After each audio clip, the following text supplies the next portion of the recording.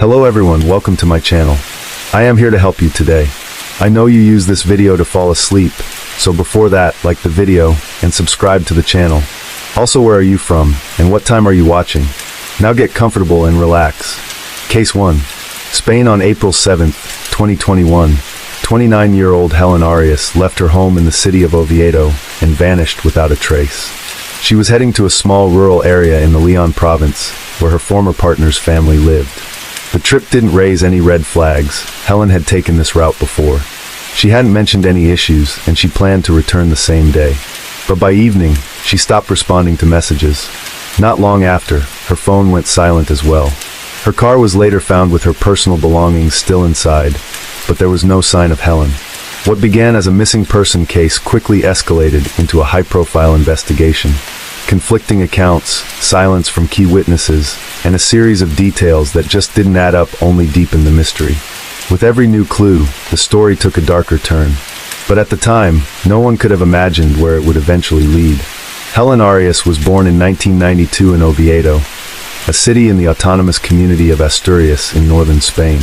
She came from a middle-class background. Her parents led a quiet, steady life, working regular jobs and striving to give their daughter a stable and supportive environment.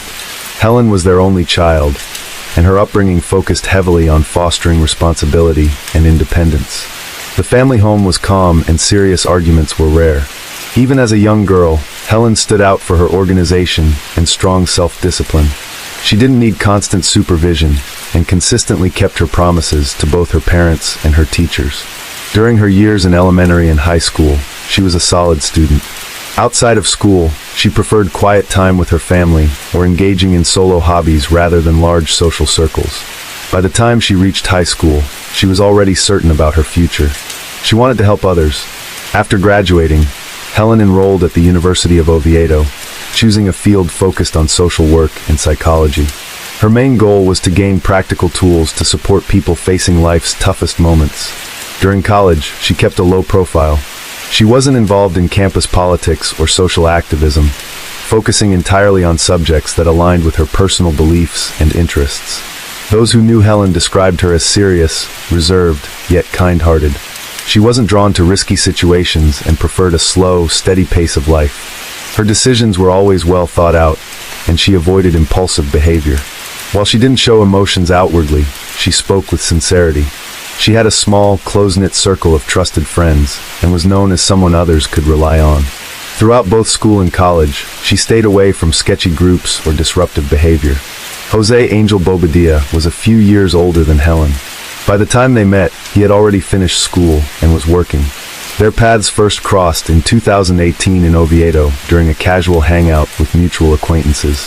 After that, they kept in touch, and their relationship slowly began to grow. It was steady without any obvious signs of conflict. At first, Jose came across as thoughtful and respectful. He showed a genuine interest in Helen's life, respected her personal space, was punctual and polite. All of this matched what Helen considered appropriate behavior in a relationship, so she had no reason to doubt him. A few months into their relationship, Jose introduced Helen to his family.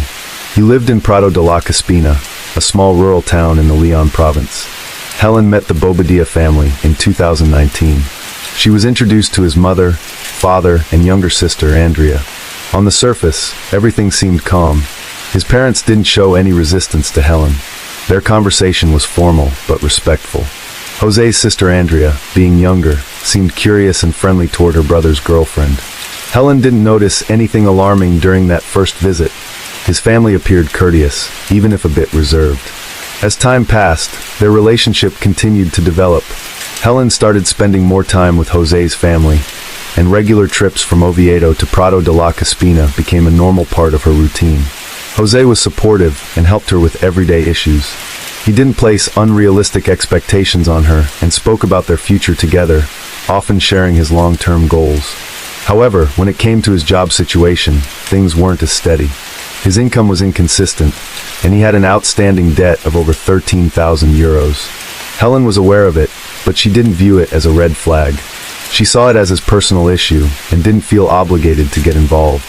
Helen also maintained a friendly rapport with Andrea. Jose's sister was warm, talkative, and often shared her thoughts with Helen openly. Gradually, Helen became more involved in the Bobadilla family's life, blending into their everyday routine. By 2020, though, things between Helen and Jose began to shift. Beneath the surface of calm, cracks were starting to show. Their conversations turned tense more frequently. Jose's behavior became inconsistent, and he began making vague references to personal struggles he didn't fully explain. The underlying issue appeared to be that same debt, now over 13,000 euros, which still hadn't been resolved. Although Helen had known about it, Jose avoided discussing repayment plans, never clarified how he intended to manage it, and wouldn't say whether he was facing pressure from anyone else. He didn't offer any concrete solutions, nor did he seek help. Instead, Jose grew more withdrawn. He would sometimes disappear for long periods, ignoring messages and offering no explanation for his silence. His mood became increasingly irritable and distant. What had once seemed like a dependable relationship was beginning to show clear signs of emotional detachment. Around this time, Andrea's presence in their lives became increasingly noticeable. Jose's sister was often nearby, joining conversations, being present at get-togethers. While she never expressed open hostility, her behavior began to carry a quiet unease. Her conversations with Helen turned more formal, losing the warmth they once had.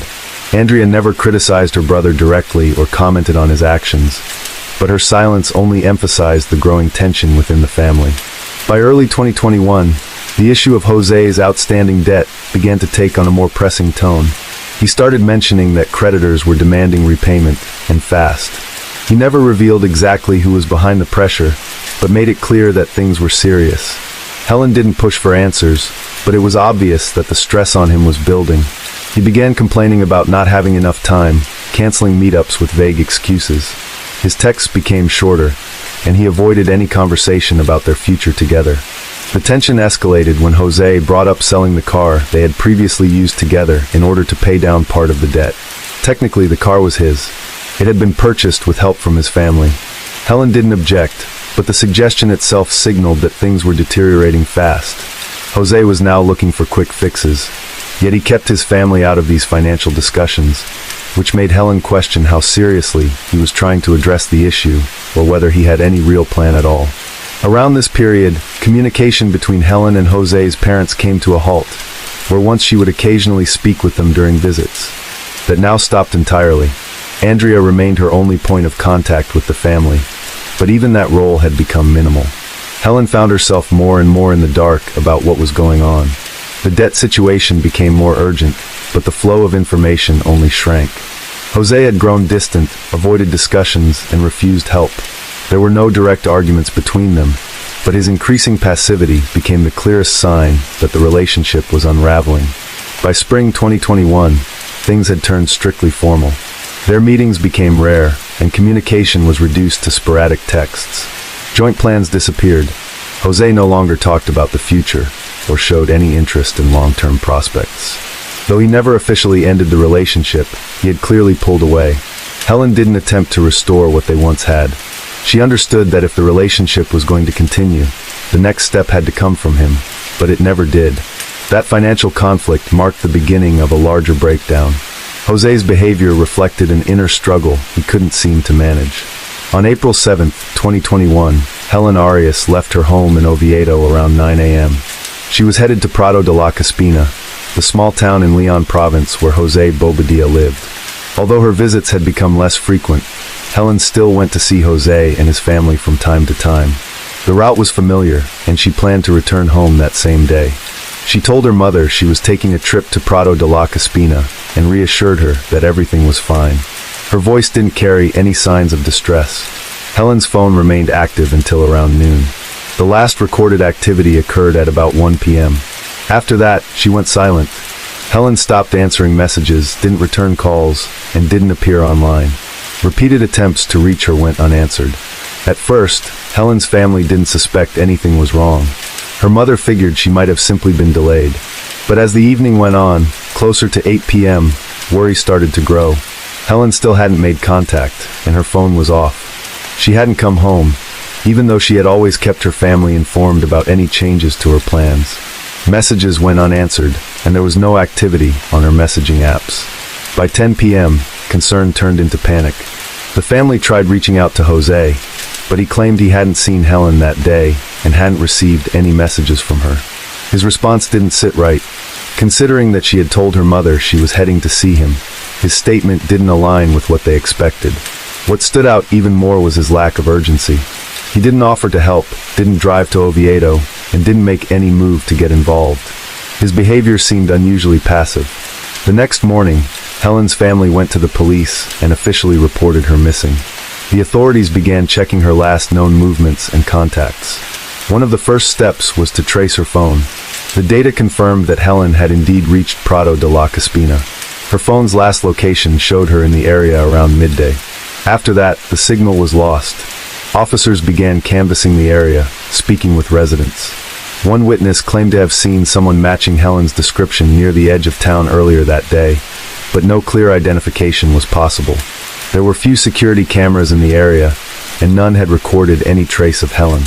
There was no evidence that she had been at the Bobadilla house. Jose insisted she never arrived. Andrea gave a similar account. The idea that Helen hadn't made it to her destination didn't match the phone's geolocation data. That only deepened the suspicion. Investigators began looking into the relationship between Helen and Jose, as well as his family background. At the same time, Helen's relatives turned to social media to ask for help. They posted her photo and description, and the first public message about her disappearance began circulating. During the first 24 hours, police found no signs of a forced disappearance. The car Helen had driven was located near a train station in a nearby town. It was locked, had no visible damage, and all her belongings, including her bag and ID, were inside. The phone was missing, but the interior of the car was undisturbed, with no signs of struggle or disorder. That detail raised further concerns. If Helen had left the vehicle voluntarily, she wouldn't have left behind everything she had with her. The theory that she had run away or chosen to disappear on her own didn't match either the facts or her personality. She had no history of mental health challenges, impulsive behavior, or self-destructive tendencies. The next step was to officially broaden the search. Police reached out to locals, inspected nearby buildings and wooded areas, and began organizing a coordinated effort. Search dogs and drones were deployed. Volunteers from the community joined in.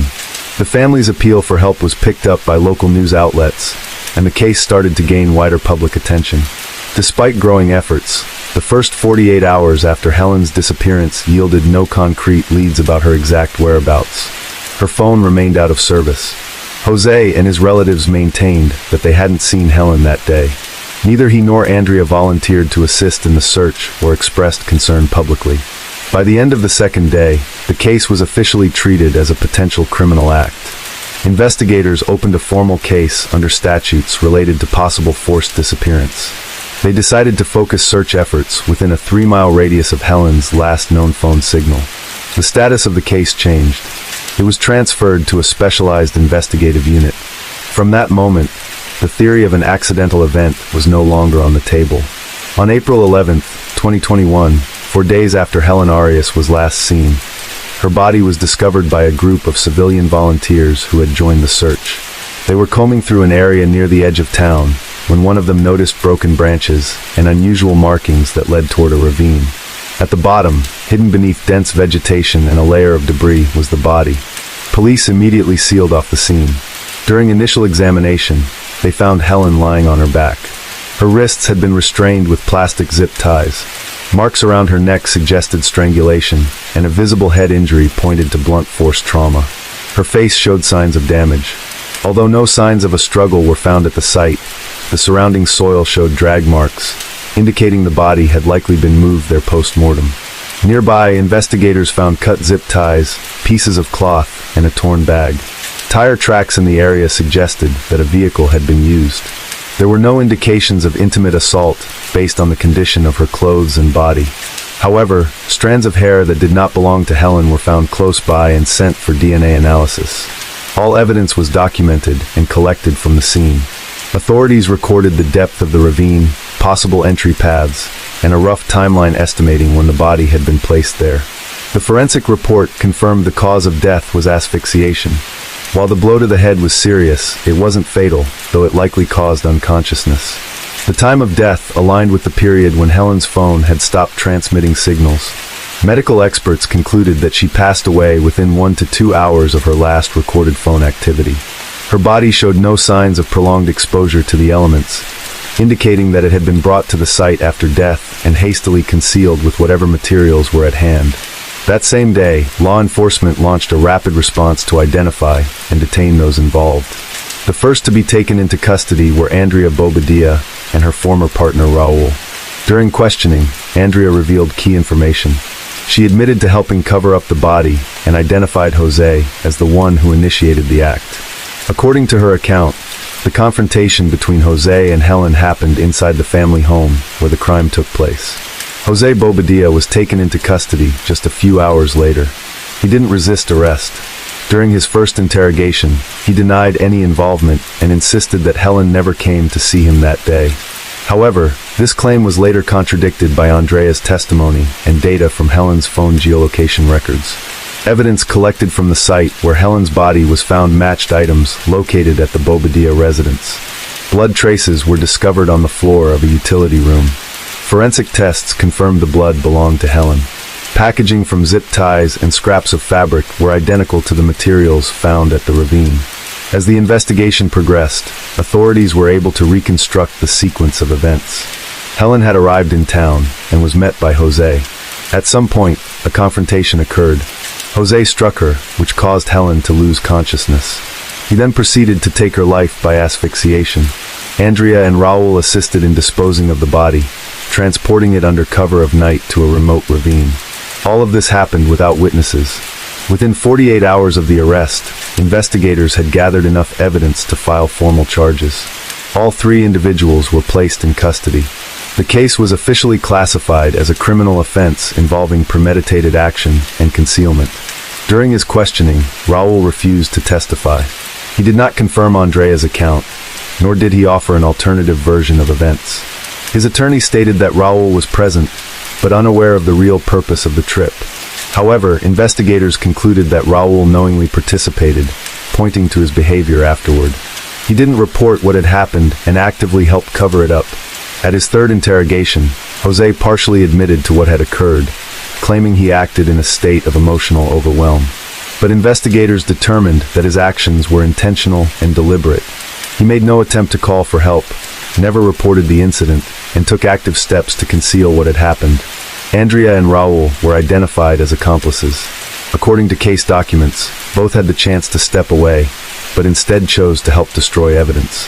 The body of evidence included physical findings, Andrea's statement, DNA analysis, mobile phone records, and forensic evaluations of items from both the house and the burial site.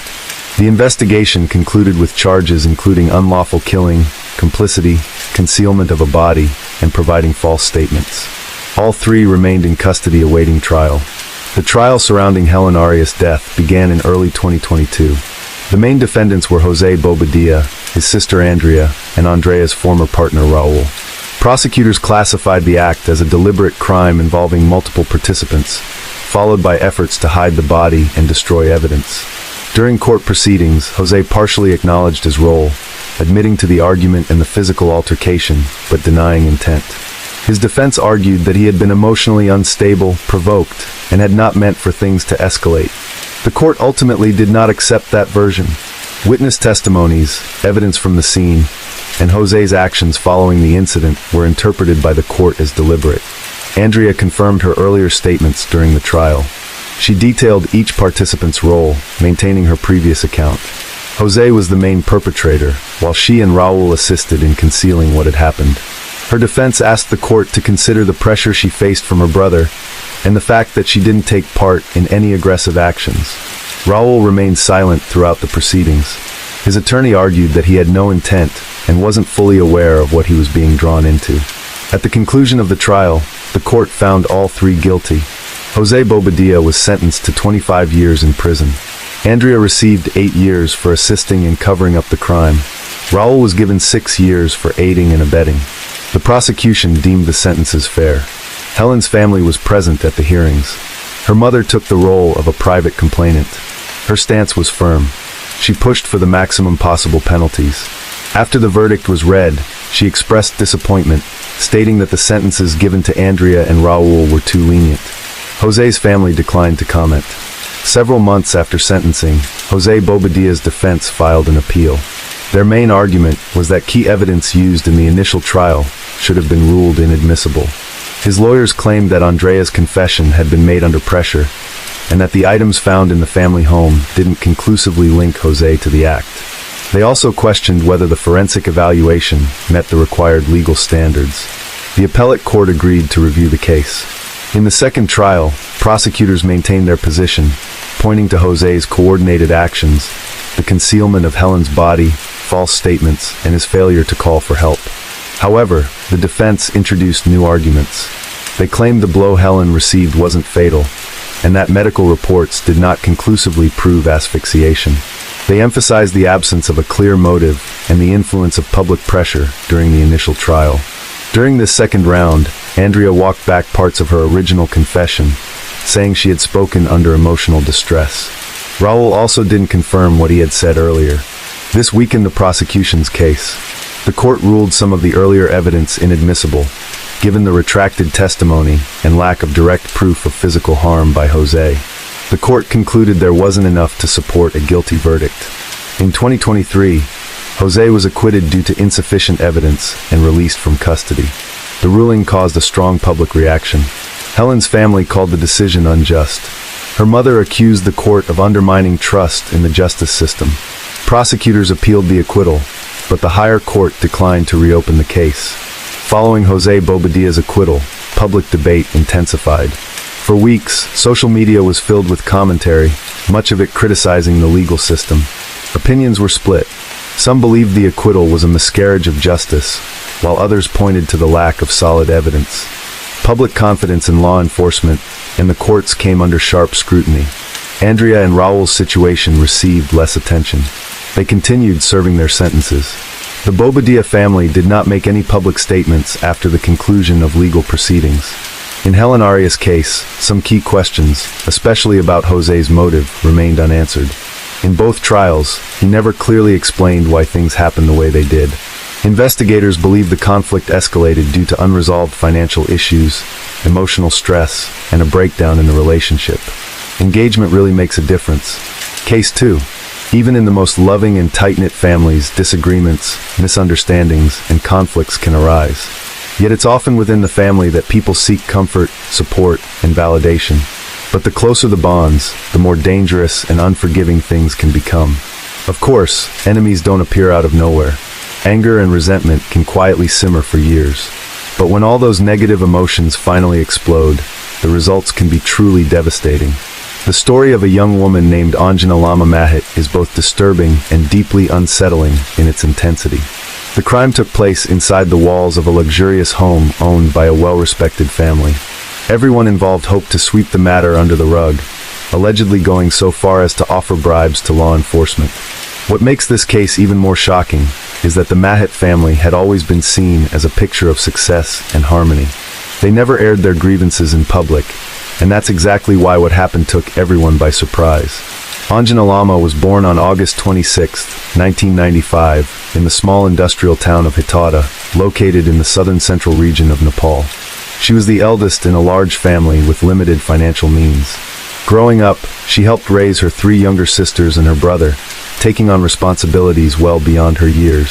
She also supported her mother with household chores, cleaning, doing laundry, and learning to cook at an early age. From a young age, Anjana had a special charm that made her stand out. Her kind and caring nature, combined with a warm personality, drew people in. She was friendly, always willing to lend a hand, and had a natural ability to connect with others, whether classmates, neighbors, or strangers. Academically, Anjana was a solid student. While not at the top of her class, her teachers consistently noted her intelligence, determination, and mature attitude toward her studies. Everyone believed she had a bright future ahead. With her striking looks and slim, athletic figure, Anjana began attracting attention during her teen years. But it wasn't just her appearance that made her popular. She had a fun, light-hearted personality and could easily become the life of any social gathering. She avoided confrontation and always tried to resolve disagreements peacefully. Anjana had a real talent for drawing and dreamed of becoming an artist, fashion designer, or working in the beauty industry. She had all the potential to succeed, but she couldn't rely on financial support or connections from her family. Everything she achieved would have to come from her own hard work. While still in school, she met a young man named Prajwal Mahit, who was a year older. He came from a high-status Chetri family, while Anjana's background was from the Tamang ethnic group, historically of Mongolian descent. His parents, Pushpa and Kamal Bahadur, were wealthy, well-known, and highly respected in the community. His older brother Ujwal was a successful sound producer, and had even worked on promoting one of Nepal's most famous songs, Sunaseli. From the start, there was a strong mutual attraction between Anjana and Prajwal. They became close friends and started spending more and more time together. They shared many interests, hobbies, and ambitions. Still, they initially kept their distance, knowing that their different backgrounds made any relationship between them socially unacceptable. But as time passed, their bond deepened into something much more than friendship. They couldn't imagine being apart and made a promise to stay together, no matter what, even if it meant going against deeply rooted traditions. Naturally, when their relationship came to light, both families strongly opposed it and forbade them from seeing each other. Ujwal, Prajwal's older brother, was the only one willing to support the couple. Touched by their story and believing in the sincerity of their feelings, he agreed to help. Together, they came up with a plan to leave quietly and arranged a private wedding. Ujwal even paid for the ceremony out of his own pocket. His intentions were noble, but once news of the marriage broke, it sparked a serious family scandal. The couple tied the knot in late 2016. Anjana was 21 years old at the time, and her new husband had just turned 22. For the first few months, the newlyweds had to move from one low-cost rental apartment to another. Without stable jobs or reliable income, they relied heavily on Ujwal's financial help. Prajwal was doing his best to find employment, but the only opportunities he could secure were short-term and low-paying gigs. In early February 2017, Prajwal received a call from his mother, Pushpa. They talked for several hours.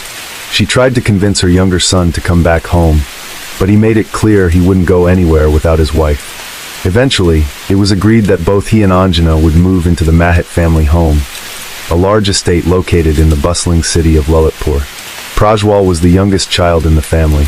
His two older sisters were already married and had moved in with their husbands.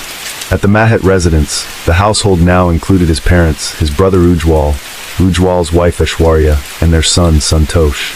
Anjana's first few months in her new were far from welcoming. She constantly felt out of place and sensed an unspoken hostility from almost everyone around her. She had no idea how to earn the approval of her in-laws, and it was clear she wasn't fully accepted. Things were made even more difficult by the fact that she had no one to confide in. Her own parents were still upset with her, and they weren't even speaking over the phone. During a major holiday, when the Mahit home filled with extended family, longtime friends, and business associates of Kamal Bahadur, Anjana wasn't even allowed to come out of her room. It was painfully obvious that the family was ashamed to introduce her to their guests, due to her less prestigious background. The slight was devastating, and she spent the entire evening alone, crying behind closed doors. Despite everything, Anjana tried her best to be kind and respectful. She never raised her voice, never argued, and did all she could to fit in. Soon after they settled in, the family patriarch arranged a job for Prajwal at one of the major companies he worked with. It was a way of giving his son some independence, while still keeping him under close watch. Prajwal quickly began to succeed, earning respect, climbing the corporate ladder, and bringing in a decent income. The Mahit household ran on strict rules that applied to everyone, even with house staff and help. Every family member had specific responsibilities. Disrupting the order was not acceptable. Each morning, the adults left for work, and the kids went off to school. Only Anjana stayed behind. She had yet to find a job, and her in-laws didn't seem in any hurry to assist her in getting one. In May 2017, Anjana told her husband that she was finally ready to chase a dream she had carried with her for years, opening a small beauty salon in their neighborhood. She had already found a location for lease, researched the details, assessed the market demand for the services she wanted to offer, and even put together a business plan. But there was one problem. She didn't have the startup capital to make it happen. At that point, Prajwal had started earning a decent income and had managed to set some money aside, but it still wasn't enough. He turned to his parents for help, but they refused, skeptical that Anjana's idea could succeed. Once again, Ujjwal stepped in. He believed in her vision and provided the funds she needed to get her business off the ground. Anjana threw herself into the project with incredible passion. She poured her heart into the salon, and it didn't take long before it started to pay off. The business became profitable rather quickly. Her success didn't go unnoticed. Her in-laws, who had once doubted her, now saw her in a whole new light. They began to recognize her as an independent, ambitious, and intelligent woman with a natural talent for business. Over time, the Mahit family's attitude toward Anjana changed. They started to value her opinions, show her genuine respect, and eventually accepted and embraced her as part of the family. For the first time, she felt a sense of peace and belonging. However, one thing still weighed on her. She hadn't reconnected with her own parents, and the silence between them remained unbroken. That's when Anjana came up with an idea. Her younger brother had just graduated from school, and she suggested he move to Lalitpur to attend one of the city's universities, where he would have far more opportunities than in their rural hometown. The plan was for him to live with Anjana and Prajwal in the Mahit family home, under her care and guidance. Prajwal's parents didn't object to the idea. In fact, they were open to welcoming the teenager into their household. To finalize everything, both families decided to meet in person. During this conversation, Anjana's parents saw firsthand that the Mahats were supportive and willing to provide a good environment for their son while he pursued his education. This meeting opened the door for reconciliation. Anjana was finally able to reconnect with her parents, and the misunderstandings and tension between them began to fade. From that point on, the two families stayed in close contact. Anjana and Prajwal made regular visits, and Anjana spoke with her mother almost daily. Her brother enrolled in a respected university, and the Mahit household welcomed him with warmth and kindness. As social media began to take off in Nepal, Anjana created several personal accounts across different platforms. The one that really stood out to her was TikTok. She began posting short videos showing the day-to-day life of her beauty salon, sharing skincare routines, product reviews, and tips on creating stylish looks. With her striking appearance, charisma, and confidence, Anjana quickly gained attention online. Her content started to go viral, and her follower count climbed into the tens of thousands. Viewers admired her radiant, almost Hollywood-like beauty, flooded her comment sections with compliments, and trusted her advice. Her online presence became an extension of her growing influence in both business and lifestyle. At one point, Anjana caught the attention of a modeling agency. They began offering her opportunities to participate in various photo shoots, promotional campaigns, and runway shows. For Anjana, it felt like a dream come true, something she had only fantasized about in her younger years. She seized every chance to put herself out there, and quickly became a local celebrity. Confident and composed in front of the camera, Anjana embraced her new role. She experimented with a wide range of styles, including some daring and bold looks. Her modeling fees increased rapidly, and before long, her beauty salon started taking a back seat. Eventually, she closed the business altogether. Modeling had become her full-time career, and it was significantly more lucrative. Her popularity continued to soar, reaching far beyond the borders of Nepal. International modeling agencies began expressing interest in her work, offering attractive contracts and opportunities abroad. She and her husband started seriously considering a move overseas. Their top choice was Canada, and soon the couple began preparing for the transition. When they broke the news to their families, the reactions were calm but cautious. While neither set of parents was thrilled about the idea of them moving so far away, no one tried to stop them. In fact, both families offered their support in helping the couple pursue their dream. Back in 2018, Ujjwal had begun facing serious health complications following a prolonged illness. He started losing his hearing at a rapid pace, and by the end of the year, he was no longer able to work as a sound. It was a devastating blow, but during this difficult time, Prajwal was his greatest support, helping him stay afloat emotionally. News of Prajwal's potential move to another country came as yet another emotional shock to Ujjwal. Adding fuel to the fire was Ujjwal's wife, Aishwarya. It's important to note that their marriage had been arranged. His parents had selected Aishwarya from a wealthy and influential family. She carried herself with pride and a sense of superiority. From the moment Anjana moved into the Mahit family home, Aishwarya took a strong dislike to her. She often made it clear that she believed Anjana didn't belong in their circle. Things eventually seemed to calm down, But when Anjana successfully launched her beauty salon and began to gain recognition, Aishwarya's jealousy began to show. The tension intensified when Anjana transitioned into modeling and started to thrive. She was young, beautiful, successful, and had built her career from the ground up. Even Anjana's in-laws, once skeptical, had grown to respect her deeply and considered her their favorite. Aishwarya, on the other hand, was consumed with resentment over Anjana's rising success. Fueled by bitterness, Aishwarya started spreading gossip and creating divisions within the family. She painted a damaging picture of Anjana, claiming that her modeling career was a cover for questionable behavior and alleged secret relationships. To back up her claims, she showed the in-laws photos of Anjana from swimsuit advertisements and insisted that such images were inappropriate for a married woman. Aishwarya had stirred up family drama on more than one occasion, but each time Anjana's husband stood by her and managed to de-escalate the situation. Over time, the rest of the family grew tired of Aishwarya's provocations, and her emotional outbursts were no longer taken seriously.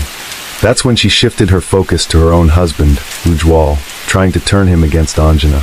The situation worsened dramatically when Ujwal's illness forced him to stop working. Now, spending most of his time at home, he became a captive audience for Aishwarya's ongoing complaints.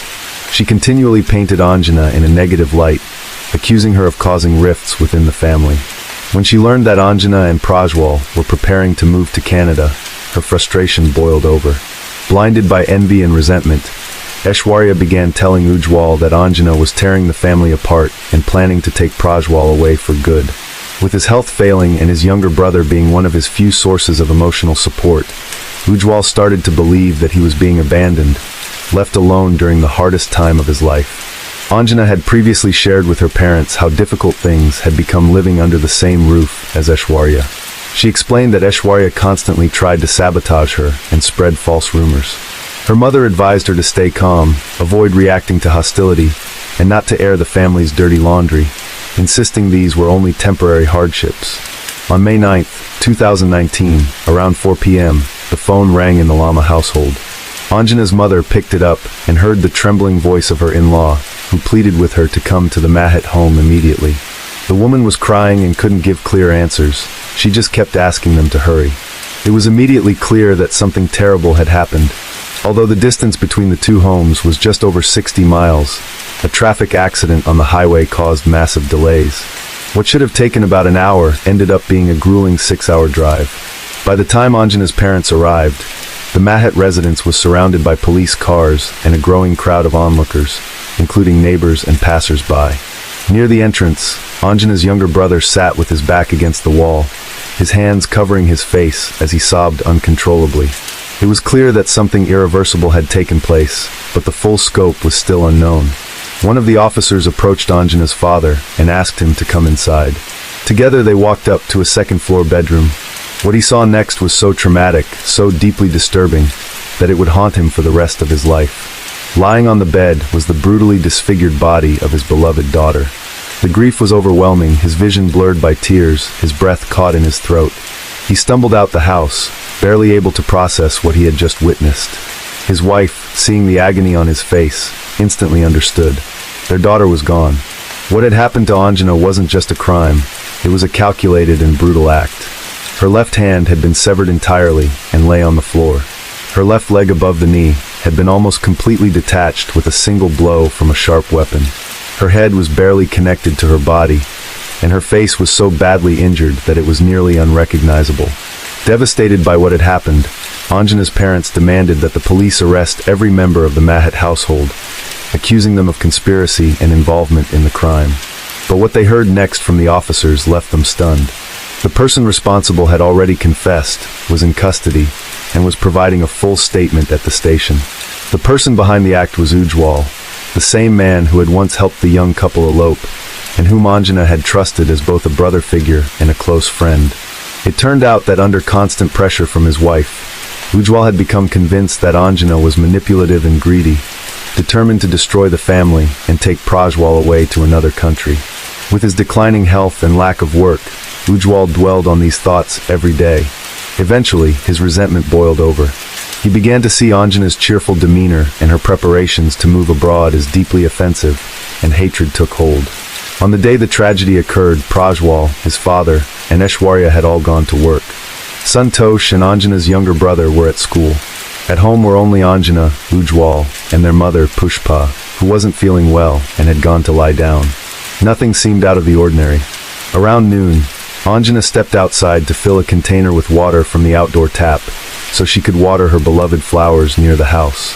She was in high spirits, humming a tune and dancing as she moved. From the balcony above, Ujwal watched her intently, trying to decide how to carry out what he had already resolved to do. When Anjana came back inside, she went to her bedroom and lay down with her phone in hand. Meanwhile, Ujwal was choosing his weapon. First, he picked up a large kitchen knife, but after handling it briefly, he decided it wasn't enough. He then went to the storage room where, among the tools, was a kukri, a large curved traditional Nepali blade used by Gurkha soldiers. Armed with the kukri, Ujwal went upstairs and entered Anjana's room. She, still focused on her phone, casually asked what he needed. Instead of answering, he approached the bed. It wasn't until he raised the weapon that she realized something was terribly wrong. She instinctively raised her arm to shield herself, and the first blow severed her hand. Despite her screams and the horrific scene unfolding, Ujwal continued his attack, striking repeatedly. He didn't stop until he was sure there was no chance of survival. The final blow severed her head, leaving no doubt about the brutality of the act. The room was soaked in blood, as was Ujwal himself. Forensic experts later counted more than 15 wounds on her body, most of them fatal even on their own. After the violent attack, Ujwal went to his mother's bedroom and calmly told her what he had done. In complete shock, she decided her first priority was to protect her son. She immediately called her husband and asked him to come home right away. Together, they contacted the police, but when officers arrived, the couple tried to pretend they didn't know the victim. It may have sounded naive or even absurd at first, but given the condition of the remains, identifying the victim was nearly impossible. However, police quickly narrowed down who the body likely belonged to. They refused to move forward without formal identification and requested that Anjana's parents come in for the process. Despite the devastating injuries, her father immediately recognized his daughter.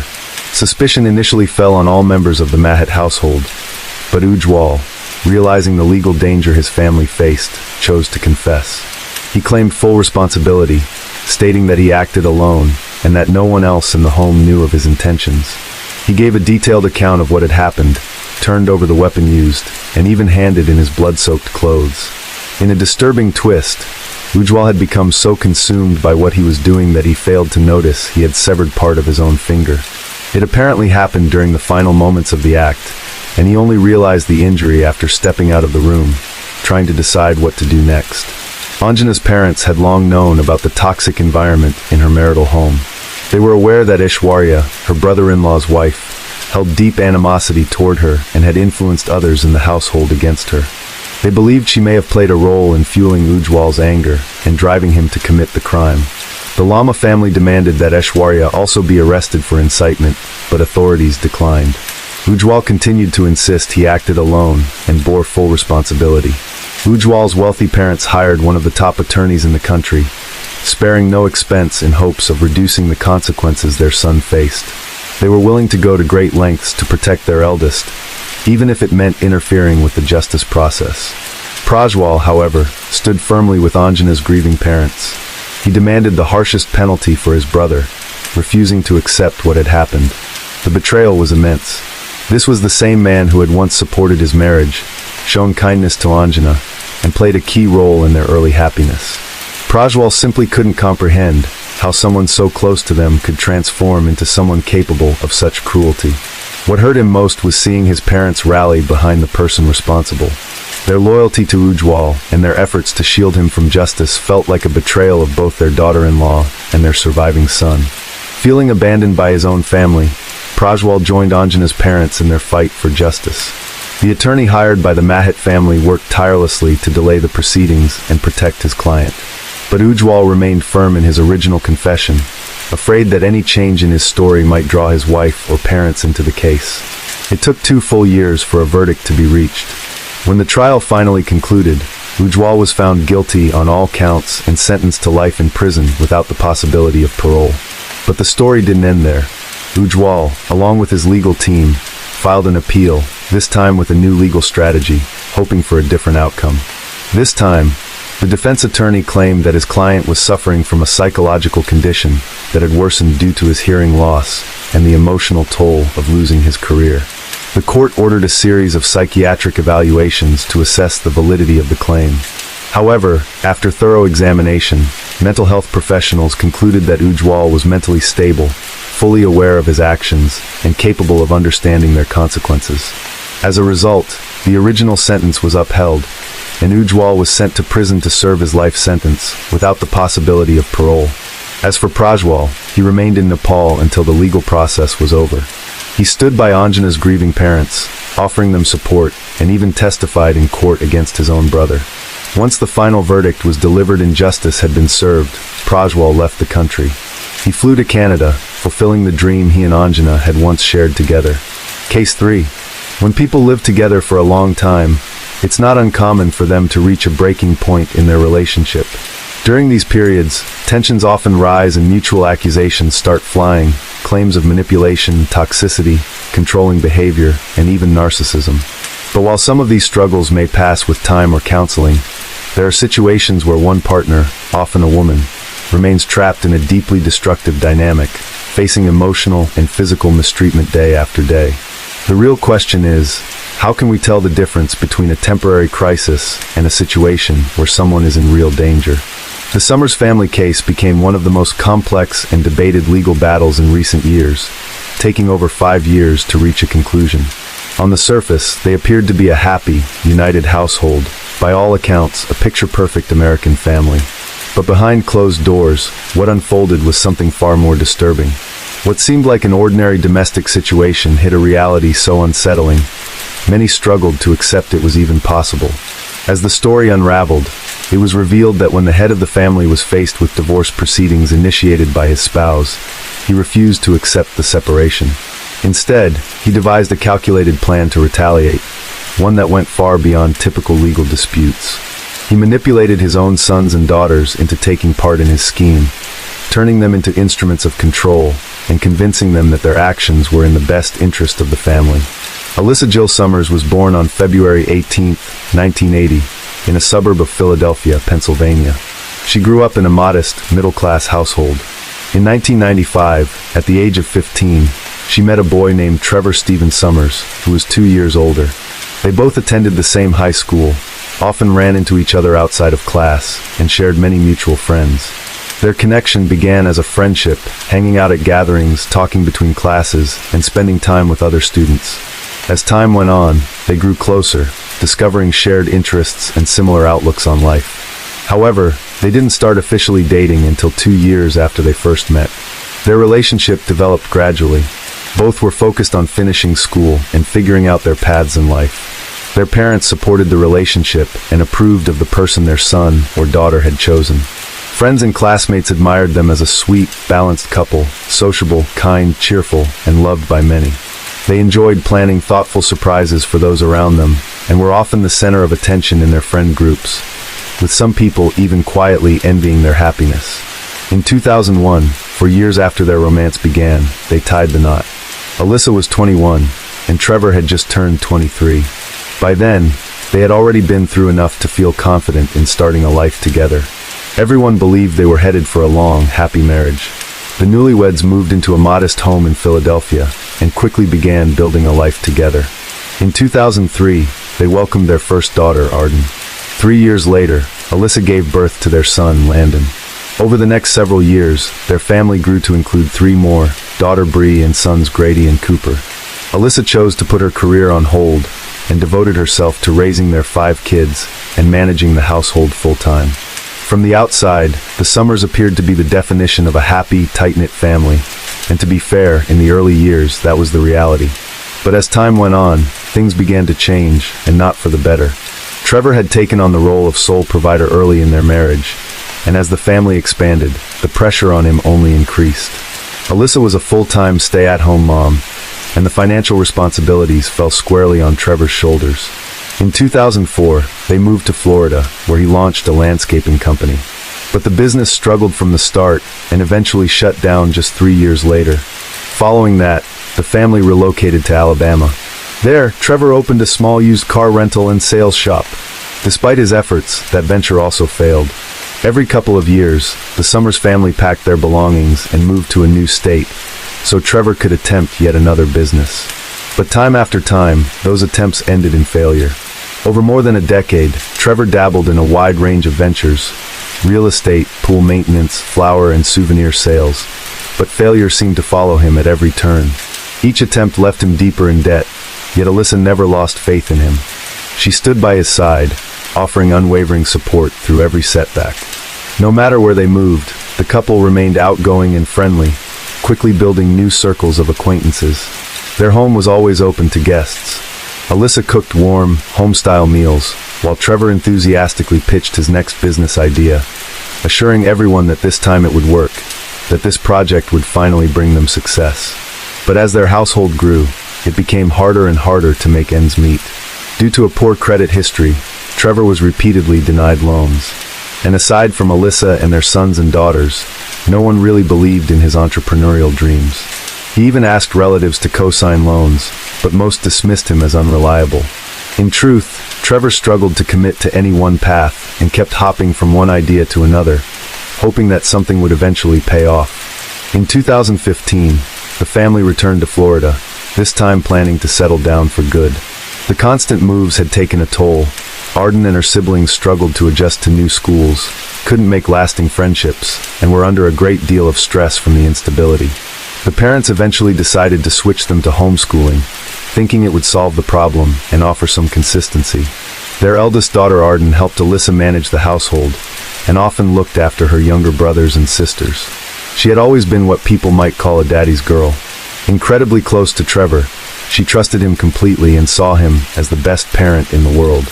But over time, the dynamic within the family began to shift. Although things were deteriorating, Alyssa continued to pretend everything was fine. As Trevor's business ventures kept failing, he became more frustrated, anxious, and at times displayed troubling behavior. He started fearing that Alyssa might leave him for someone more successful or financially secure. These thoughts began to consume him. Eventually, Trevor's behavior became increasingly controlling and domineering. He started accusing Alyssa of being unfaithful without any evidence. He grew suspicious of her every move, became jealous of anyone she spoke to, friends, neighbors, even casual acquaintances. Simple greetings on the street would spark confrontation. As tensions grew, Trevor demanded she delete her social media account and forbade her from creating new ones. He regularly checked her phone, reviewed her call logs and messages, and insisted that she remove every male contact, even longtime family friends. He also began controlling what she wore. At first, he told her not to wear certain outfits he considered too revealing, even though they weren't. Then he took over choosing her clothes entirely, forbidding her from using makeup and insisting she wear only modest, dull, and conservative outfits. Fragrances and any kind of jewelry, aside from her wedding ring, were no longer allowed. Trevor didn't stop there. He continued to tighten his control over Alyssa in every aspect of her life. He banned her from driving, took away her phone, and eventually stopped letting her leave the house entirely. Whenever he stepped out, he would lock her inside along with the younger sons and daughters. The only one allowed to come and go freely was their eldest daughter, Arden. Trevor often took her with him and tried to convince her that everything he was doing was for the good of the family. The head of the household monitored every detail of their lives. He knew where each family member was, what they were doing, who they spoke to, and what they ate. It seemed this control gave him a sense of power and satisfaction. Alyssa, more than anyone else, bore the brunt of this environment. She was constantly criticized, emotionally pressured, and blamed for everything that went wrong in Trevor's life. After 15 years of marriage, Alyssa finally told Trevor she wanted a divorce. She said she couldn't continue living under such oppressive conditions. His reaction was immediate and cruel. He slapped her across the face, hurled insults, and told her she was worthless, that no one would want her as a single mom. From that moment, the household rules became even more restrictive. Around the same time, Trevor came under police investigation for financial misconduct and was placed under house arrest. Being trapped in the house with him became unbearable for Alyssa. It was during this time that she realized she could no longer share a home with this person. In October 2016, Alyssa found herself once again confined within the walls of their home. For 2 full weeks, Trevor didn't allow her to set foot outside, The situation had become extremely dangerous, and he watched her constantly. With no access to the outside world, Alyssa had no way to seek help or even alert anyone to her circumstances. Then came a narrow window of opportunity. One day, Trevor, no longer under investigation, left the house for a few hours. During his absence, Alyssa managed to find a phone and called emergency services. She reported ongoing mistreatment and said that her husband had been keeping her locked up. The call was cut short when Trevor returned unexpectedly, but authorities had already recorded the address and dispatched officers immediately. Law enforcement arrived at the Summers residence just as Trevor had resumed verbally and emotionally berating his wife. It's important to note that he had learned to avoid leaving visible injuries. His methods were primarily psychological, though he occasionally used physical intimidation, slaps, pulling her by the hair. His most common form of punishment, however, involved inappropriate personal behavior that was never discussed openly. When the officers showed up at the door, Trevor appeared surprised and hesitant to let them in. Wanting to avoid arrest, he eventually agreed to let Alyssa and the children go. He claimed that no one had ever been held against their will and insisted that Alyssa was simply an unreliable person who couldn't be trusted. After escaping her controlling husband, Alyssa faced a new and immediate problem. She and her sons and daughters had nowhere to go. They left with no belongings and no money. Following the advice of law enforcement, Alyssa reached out to a local support service for individuals affected by domestic conflict. There, she and the kids were provided with temporary shelter, meals, and essential supplies. Alyssa wasted no time. She began actively searching for a job, and before long, her efforts paid off. She was hired by a local company and soon managed to rent a modest but cozy home. Slowly but surely, she and her children started rebuilding their lives in a new environment. Despite facing a number of challenges, they were moving forward and things began to stabilize.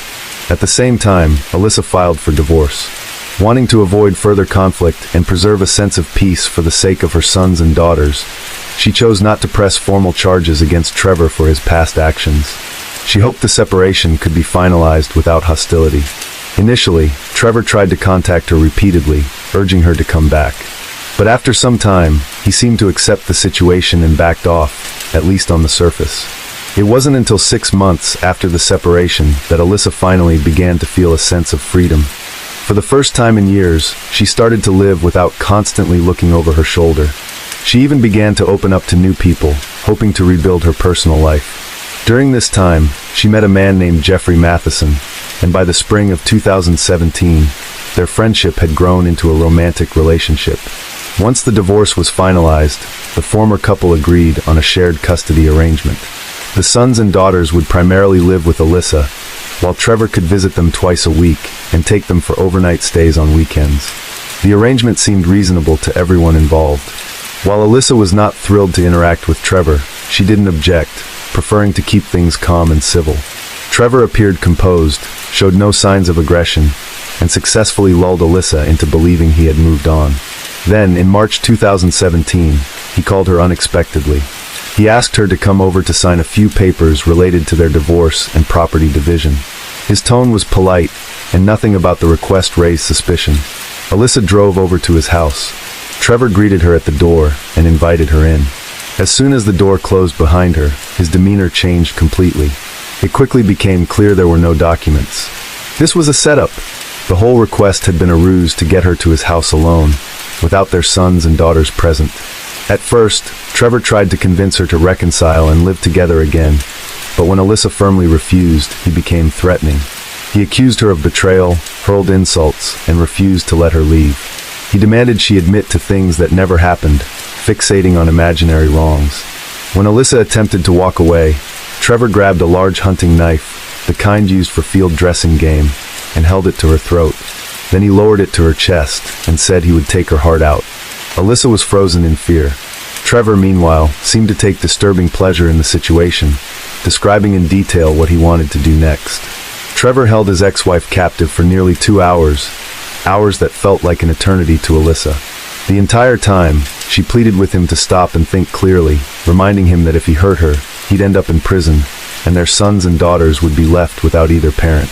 She begged him not to make them orphans. Surprisingly, her words seemed to have an effect. Trevor paused, thought it over, and ultimately decided to let her go. But before he did, he made Alyssa promise she would never tell anyone what had happened. She gave her word.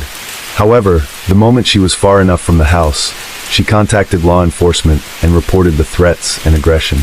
Trevor was arrested that same evening. Still, he denied everything, calling Alyssa a habitual liar and accusing her of betrayal and manipulation.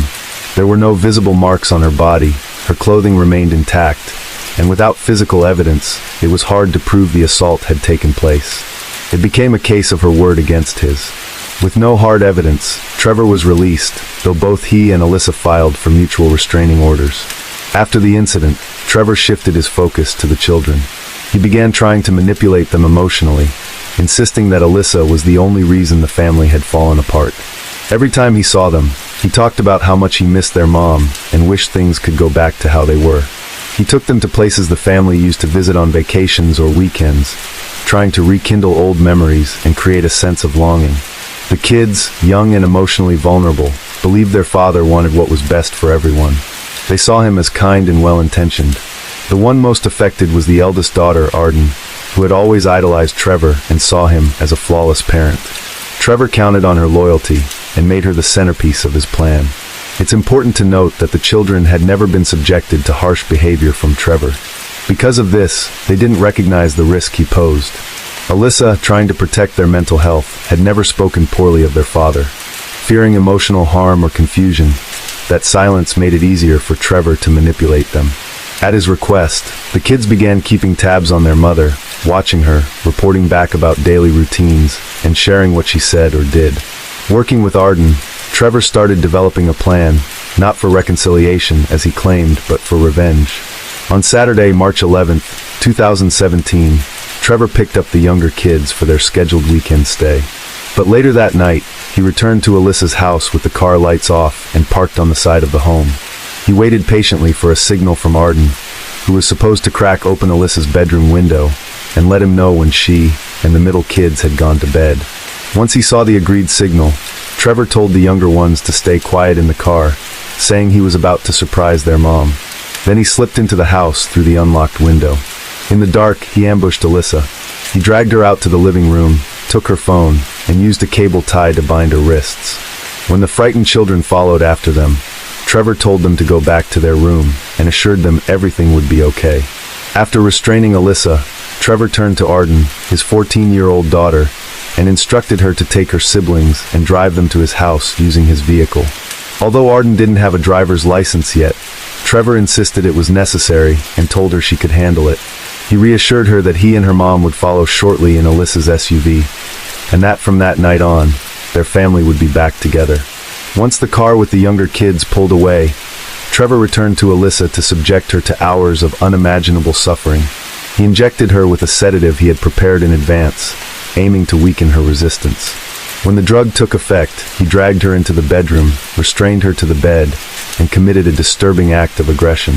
Alyssa drifted in and out of consciousness, but Trevor deliberately kept her alert, ensuring she was aware of everything happening. While she lay helpless, he began speaking about having large sums of money in offshore accounts, and claimed he had purchased a yacht. His supposed plan was to take her and the children away to a remote location where no one would ever find them. He told her the family belonged to him, and that he wasn't letting anyone go. Meanwhile, Arden had managed to drive safely to her father's house with her brothers and sisters. Fortunately, it was late at night and the roads were empty, which helped the young teen avoid any accidents. She parked in the driveway, and the kids went inside, waiting for their parents, who never showed up. Around 5 a.m., Trevor began suffocating Alyssa with a pillow, tightening it around her face, then briefly letting go so she could catch her breath, only to start again. This terrifying pattern continued for about 30 minutes until Alyssa, physically and emotionally broken, agreed to comply with whatever he demanded.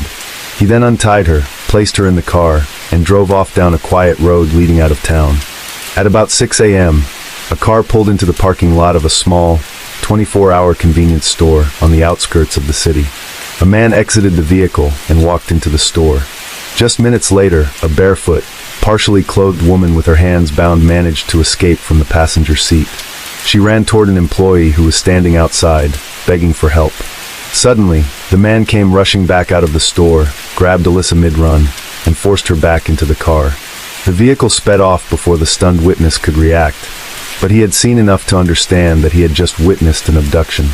Thankfully, he managed to remember the make, color, and even the license plate number of the vehicle, and quickly provided that information to authorities. Law enforcement tracked the car owner using the license plate. What they discovered raised immediate concern. The name was linked to an active restraining order, a volatile divorce, and reports of controlling behavior. The top priority became locating the sons and daughters to ensure their safety. They were found at Trevor's home, but none of them knew where their parents were or what was happening. They were confused and had no understanding of the terrifying events unfolding elsewhere. The young witnesses were interviewed one by one with care, and what they revealed painted a disturbing picture of life inside the Summers household. The sons and daughters hadn't realized the severity of what had been happening around them. They were never on the receiving end of their father's actions, so his controlling behavior and mistreatment of their mother seemed like just a regular part of life. But the details they shared made it clear. Alyssa was in danger and had to be found as soon as possible. At that point, Trevor and his hostage were already far from the city, heading toward an isolated area near the coastline. He stopped at a small hotel they had visited as a family. Lost in memories for a moment, his demeanor suddenly shifted. Trevor said he had figured out a solution. He pulled out a notebook and pen and began writing what appeared to be a farewell letter. Then, dissatisfied, he tore out the page, crumpled it, and started over. This continued for hours. Alyssa realized that he was planning to end her life, and then his own, using the letter to explain it all to their sons and daughters. After Alyssa's failed escape attempt in the supermarket parking lot, surveillance cameras had caught glimpses of their car, helping authorities narrow down the direction they were heading. The search lasted 55 hours. During that time, Trevor wrote multiple farewell notes and used a razor blade to cut Alyssa's wrist in an attempt to make it look like she had harmed herself voluntarily. Eventually, Trevor brought her to Little Harbor, a coastal resort town. There, he once again violated her and told her they would soon be leaving the world together. He put a makeshift cord around Alyssa's neck and began strangling her, but just then, the sound of sirens echoed nearby. Trevor let go and bolted for the car, flooring the gas pedal in an attempt to flee, only to drive straight into the path of a police cruiser. Realizing he had no way out, Trevor grabbed the razor and tried to harm himself, managing only superficial cuts. Fortunately, officers arrived just in time. They disarmed him, pulled him from the vehicle, and rescued Alyssa. Both were transported to the hospital for emergency medical attention. Following his arrest, Trevor denied all wrongdoing. He claimed Alyssa had voluntarily gone with him, and even alleged that she had asked him to tie her up, choke her, and engage in violent behavior, framing it as part of some shared interest in danger and control. Unsurprisingly, no one believed him. Prosecutors filed 11 charges against him, including abduction, assault, and attempted murder. The legal process dragged on, and with the onset of the pandemic in 2020, the trial was delayed indefinitely. Fortunately, Trevor was denied bail and remained behind bars, where he stayed for nearly 5 years awaiting trial. During that time, Alyssa found a new beginning. She married her partner Jeffrey Matheson, who stepped in to help raise her sons and daughters as his own.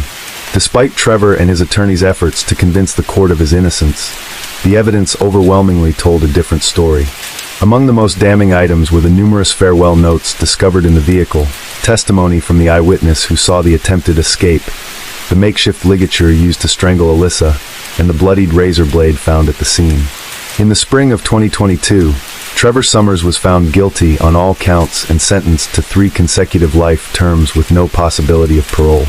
The testimony that proved most crucial in reaching a guilty verdict came from his own sons and daughters, who bravely shared what they witnessed during that horrifying ordeal. For the first time, they fully understood just how close their mother had come to losing her life. Case 4.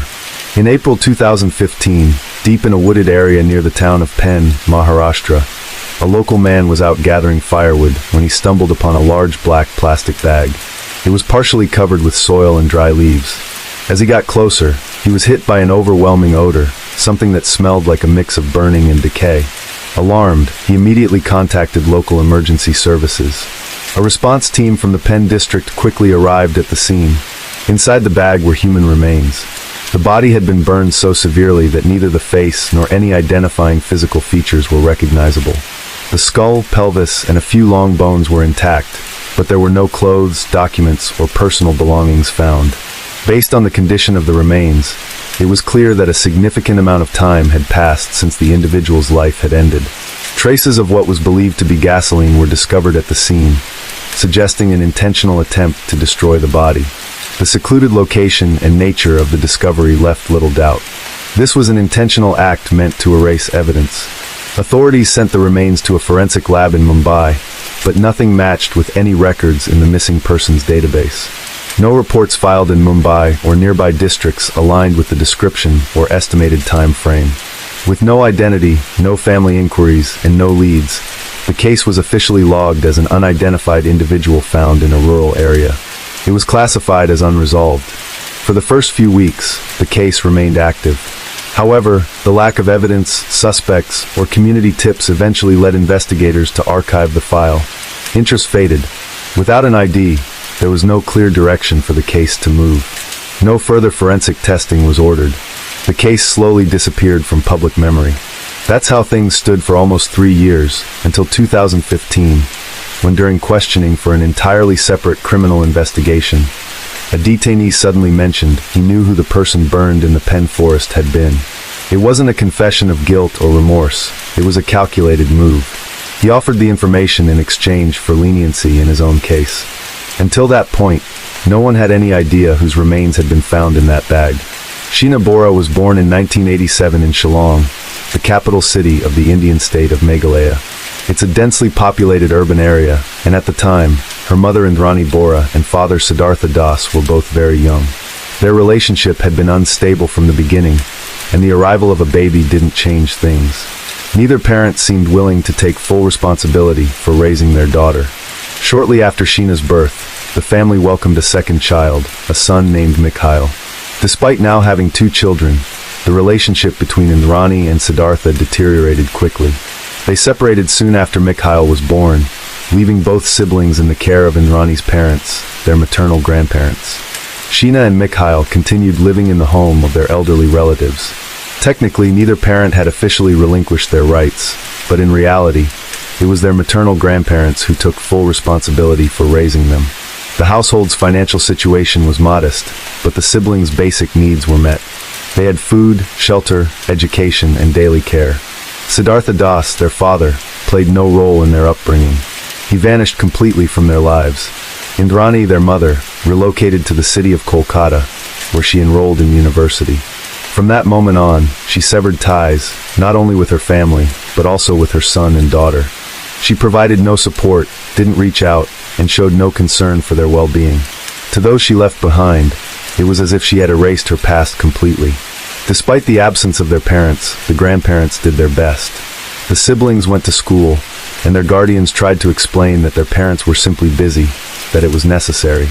But as Sheena got older, she began to understand the truth. Her mother had willingly walked away from her. Her father had disappeared without a trace.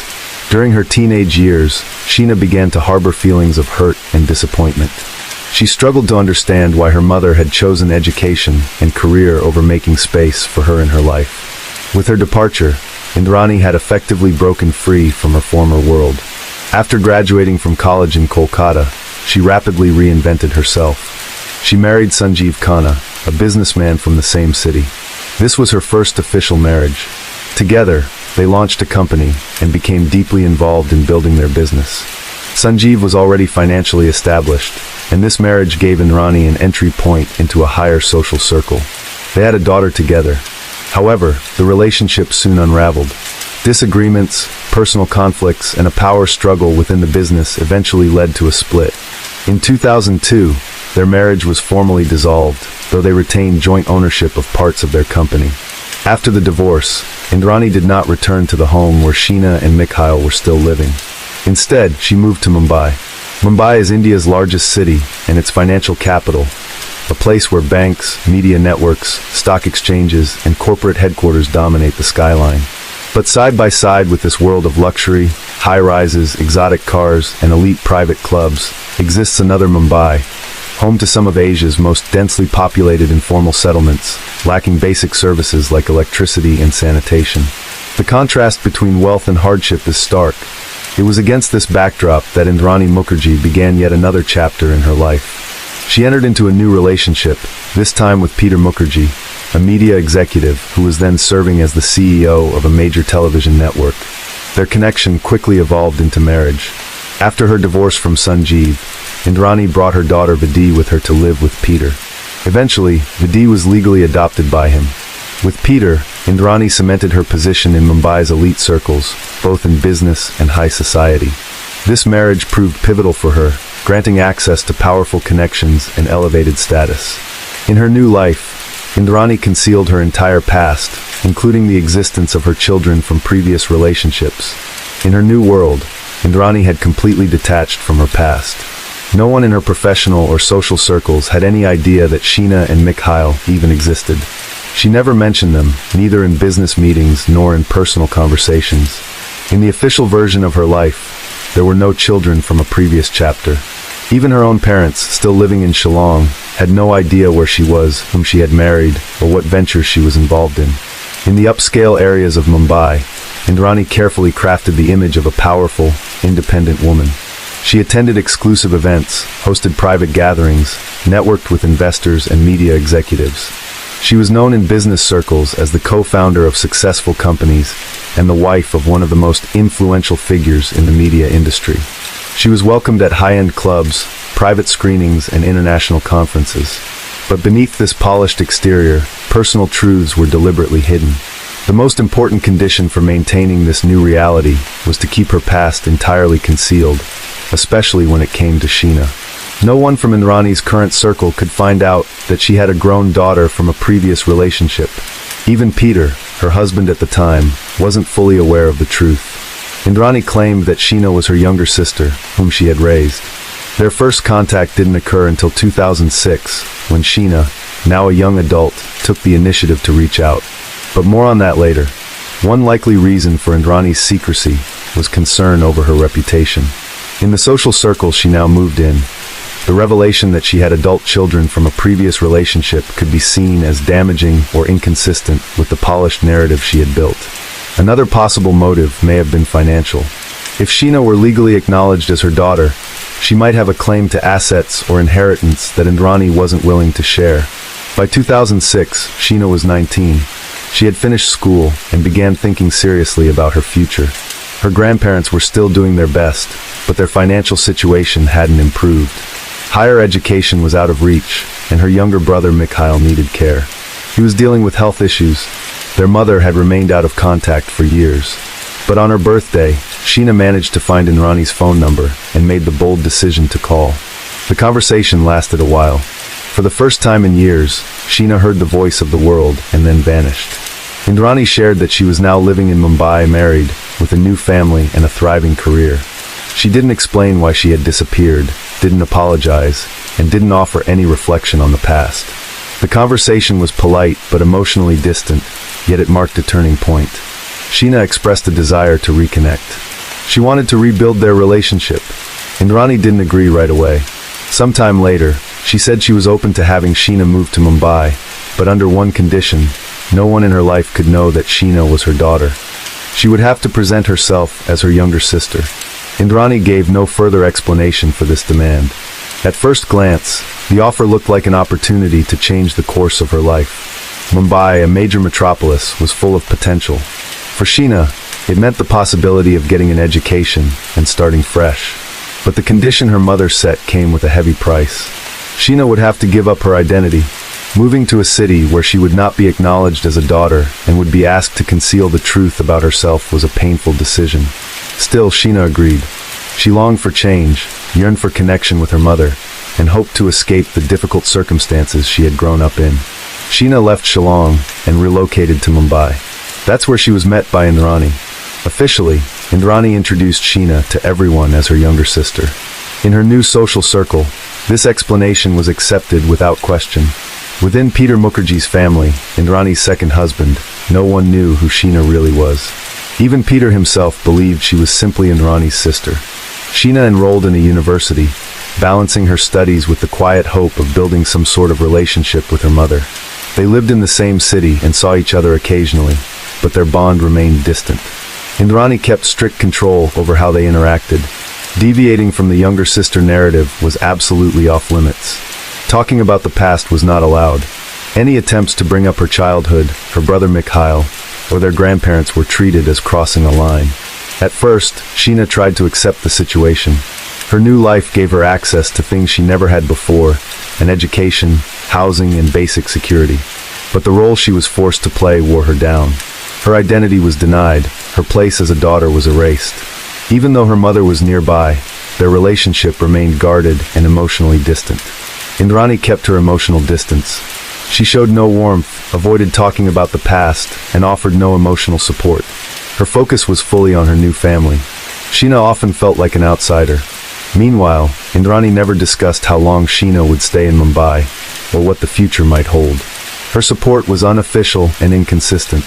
Anytime Sheena brought up living conditions, finances, or plans for the future, she was met with a cold response.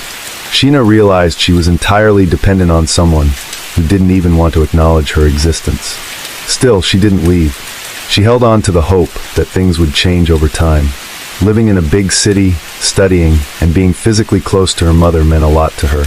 She believed that, eventually, Indrani might open up. Even a small gesture of emotional closeness would have meant everything. Sheena wasn't asking for public recognition. She just wanted to be accepted quietly, as part of the family. At the house where Sheena occasionally visited, lived Peter Mukherjee's son, Rahul. He was a young adult, independent in many ways, but still residing in the family home. From their earliest encounters, Sheena and Rahul clicked. Their connection developed quickly. They were the same age, attended similar universities, and had overlapping interests. Both felt the pressure of growing up under strong-willed parents. In a household filled with boundaries and formal relationships, their friendship offered a rare sense of freedom. Before long, they were spending a lot of time together, well beyond the scope of family visits. Their relationship turned romantic. At first, Indrani didn't notice the growing closeness. Sheena and Rahul were often seen together in a family context, and nothing seemed unusual. But once it became clear that their connection was personal, Indrani's behavior changed dramatically. She strongly objected and demanded that they end the relationship immediately. The official reason she gave was that such relationships within a family, even without any biological ties, created tension. Indrani argued it was inappropriate from both a moral and social standpoint. But there were deeper motives behind her reaction. She understood that a romantic relationship between Sheena and Rahul could lead to the truth coming out. If things became serious, Sheena might reveal her real identity. That would shatter the carefully constructed illusion and have serious consequences, both personally and professionally. Indrani began trying to influence Sheena, first by persuasion, then insistence, and eventually through pressure. At one point, she even limited their contact entirely by sending Sheena to stay with her grandparents in Shillong. Indrani hoped the distance would break the bond between Sheena and Rahul. But the result was the opposite. Time apart only strengthened their connection. Rahul stayed in touch. They texted, talked regularly, and made plans for the future.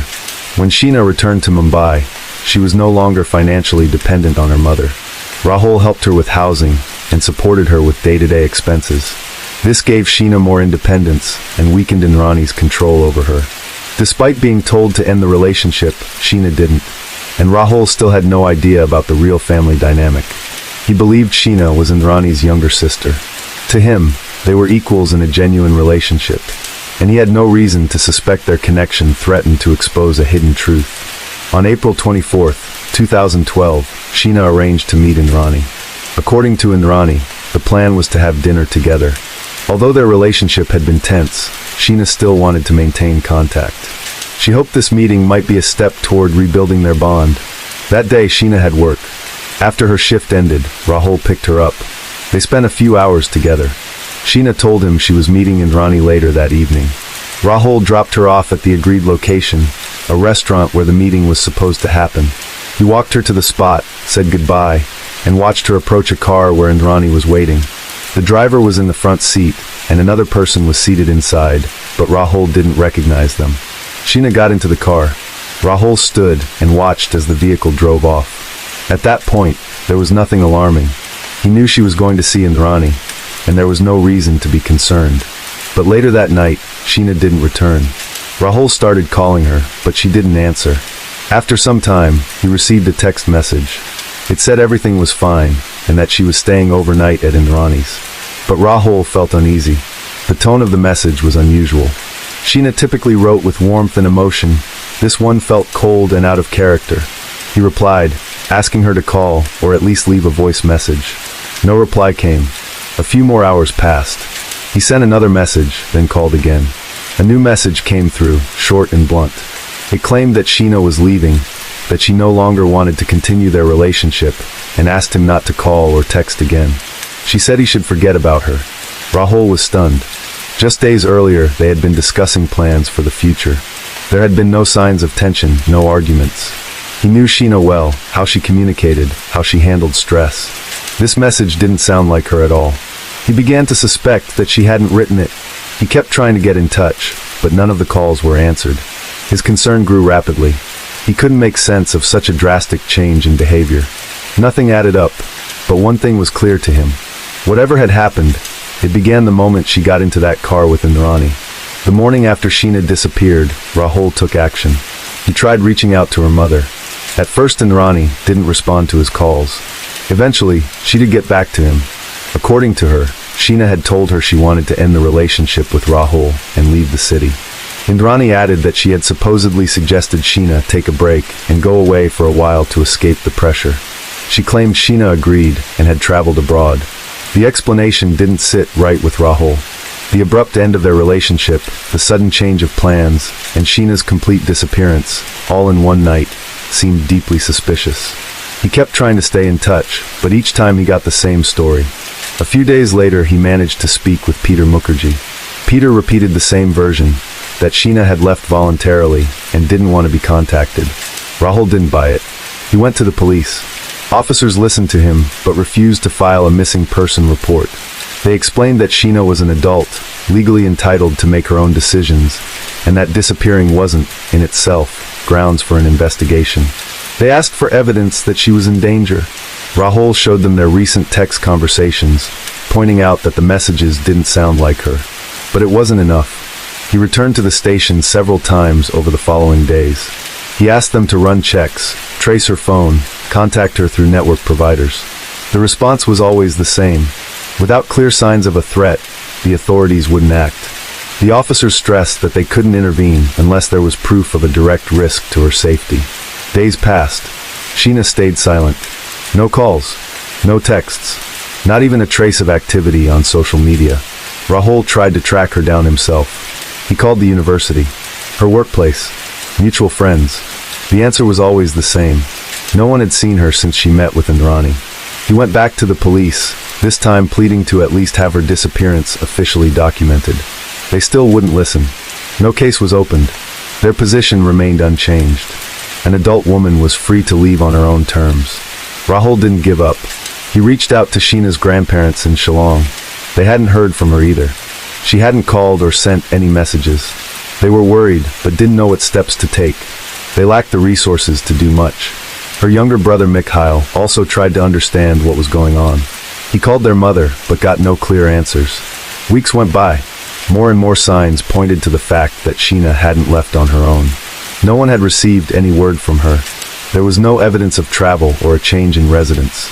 No airline had a record of her departure. Rahul was convinced something serious had happened to her the night she met Indrani. Still, the police took no action. There was no official search, no media coverage.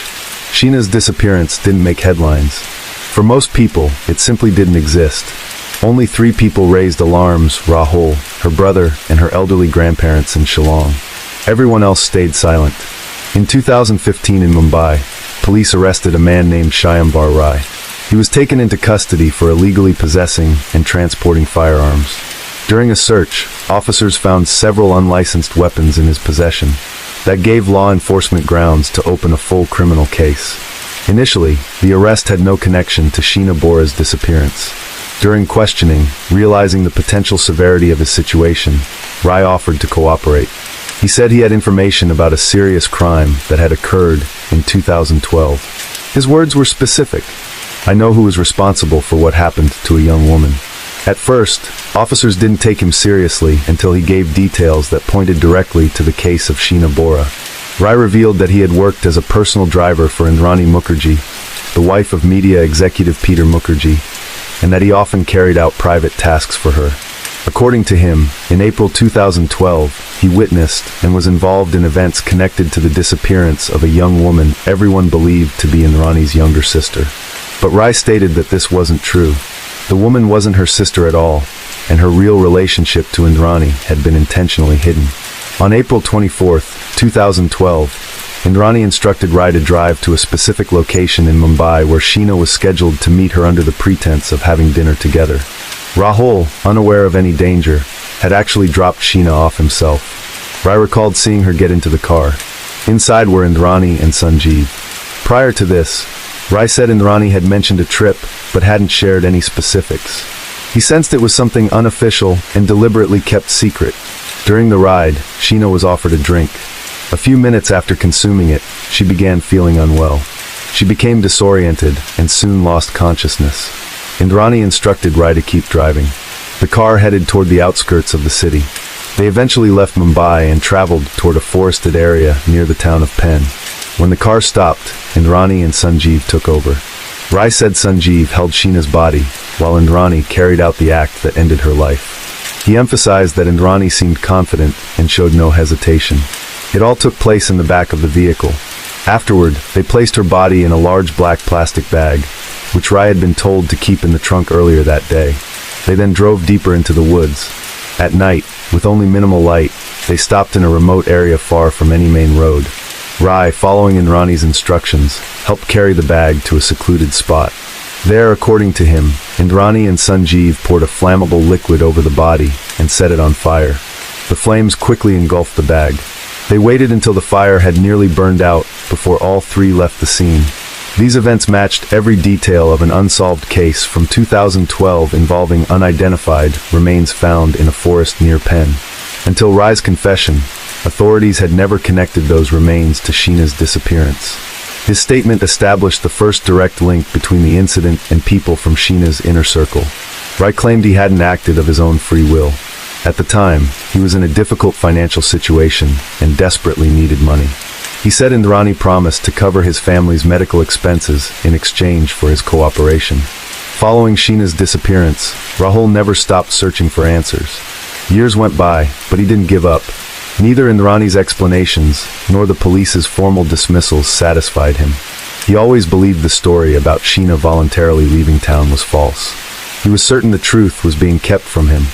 Rahul began gathering evidence. He saved old messages, reached out to friends, and reviewed documents.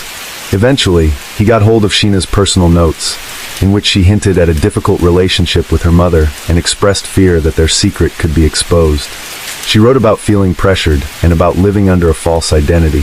Rahul pushed for a full investigation into her disappearance. He eventually succeeded in getting a DNA analysis ordered. The biological comparison confirmed what he had long suspected. Sheena wasn't Indrani's sister. She was her biological daughter. That revelation completely dismantled the public narrative Indrani had maintained for years. Clear motives began to emerge. Indrani was deeply afraid that the truth about having an adult daughter from a previous relationship would come out. In the social circles she moved in, where image and status were everything, such a revelation could threaten her entire standing. Peter didn't know the truth. Their marriage was built on a carefully curated version of her past. On top of that, there were financial implications. If Sheena were officially recognized as her daughter, she would have had a legal right to a portion of Indrani's assets. That could affect not just Indrani, but also her younger daughter and Peter. Rahul, meanwhile, received no support. Peter's relatives were firmly against him. Indrani claimed he was trying to damage the family's reputation. The pressure extended beyond him. It also reached those around him. Still, he didn't back down. He became the only person consistently and publicly pushing to reopen the case. He reached out to the media, consulted with attorneys, and participated in public forums. He had facts, witness statements, documents, and forensic results. But he was up against wealth, power, and influence. After Shyamvar Rai's confession and detailed testimony, the investigation finally gained traction. In a short span of time, arrests were made. Indrani Mukherjee, her ex-husband Sanjeev Khanna, and Peter Mukherjee were taken into custody. The arrests were based on Rai's account, Sanjeev's partial admission, and DNA test results that confirmed Sheena was Indrani's biological daughter. Prosecutors leaned heavily on the driver's testimony, his route descriptions, locations, and account of what each person did. Sanjeev corroborated parts of the story. He admitted to helping cover up the incident, confirmed he was in the car, and stated that Sheena lost consciousness after consuming a drink. He also acknowledged that the body had been burned in a wooded area near Penn. His confession aligned closely with Rai's earlier statements. However, the investigation faced serious setbacks. Surveillance footage from the estate where Indrani and Peter lived was mysteriously missing on the very day Sheena disappeared. Footage from other days was intact, but April 24, 2012 had no recordings. No explanation was ever found. There were also no direct physical traces proving what happened in the vehicle. No forensic evidence was recovered from the car or the clothing of the accused that could be used in court. Back in 2012, police failed to act promptly, which led to the loss of potential evidence. The case had been neglected from the start, which ultimately weakened the prosecution's foundation. The defense used every flaw in the investigation. Indrani and Peter had top-tier legal representation. They questioned the reliability of Rai's testimony, claiming he had implicated himself and others in exchange for leniency. Sanjeev's confession was called invalid due to alleged coercion. Even the DNA results were challenged, with the defense raising the possibility of lab errors or tampering. The trial dragged on. Despite the public attention, none of the accused were officially convicted. Neither Indrani nor Peter nor Sanjeev received a verdict.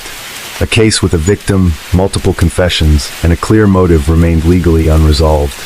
Influence, resources, and expert defense proved stronger than witness statements and forensic matches.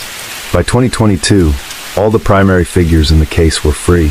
Indrani Mukherjee, Sanjeev Khanna, Peter Mukherjee, and Shyamvar Rai had all been released from custody. The charges were never dropped, but no one received a formal sentence. Despite the confessions, forensic findings, factual alignments, and eyewitness testimony, there was no conviction. Although Rai provided law enforcement with critical information, he was eventually released. His cooperation with the investigation and lack of involvement in other serious offenses led to leniency in his case.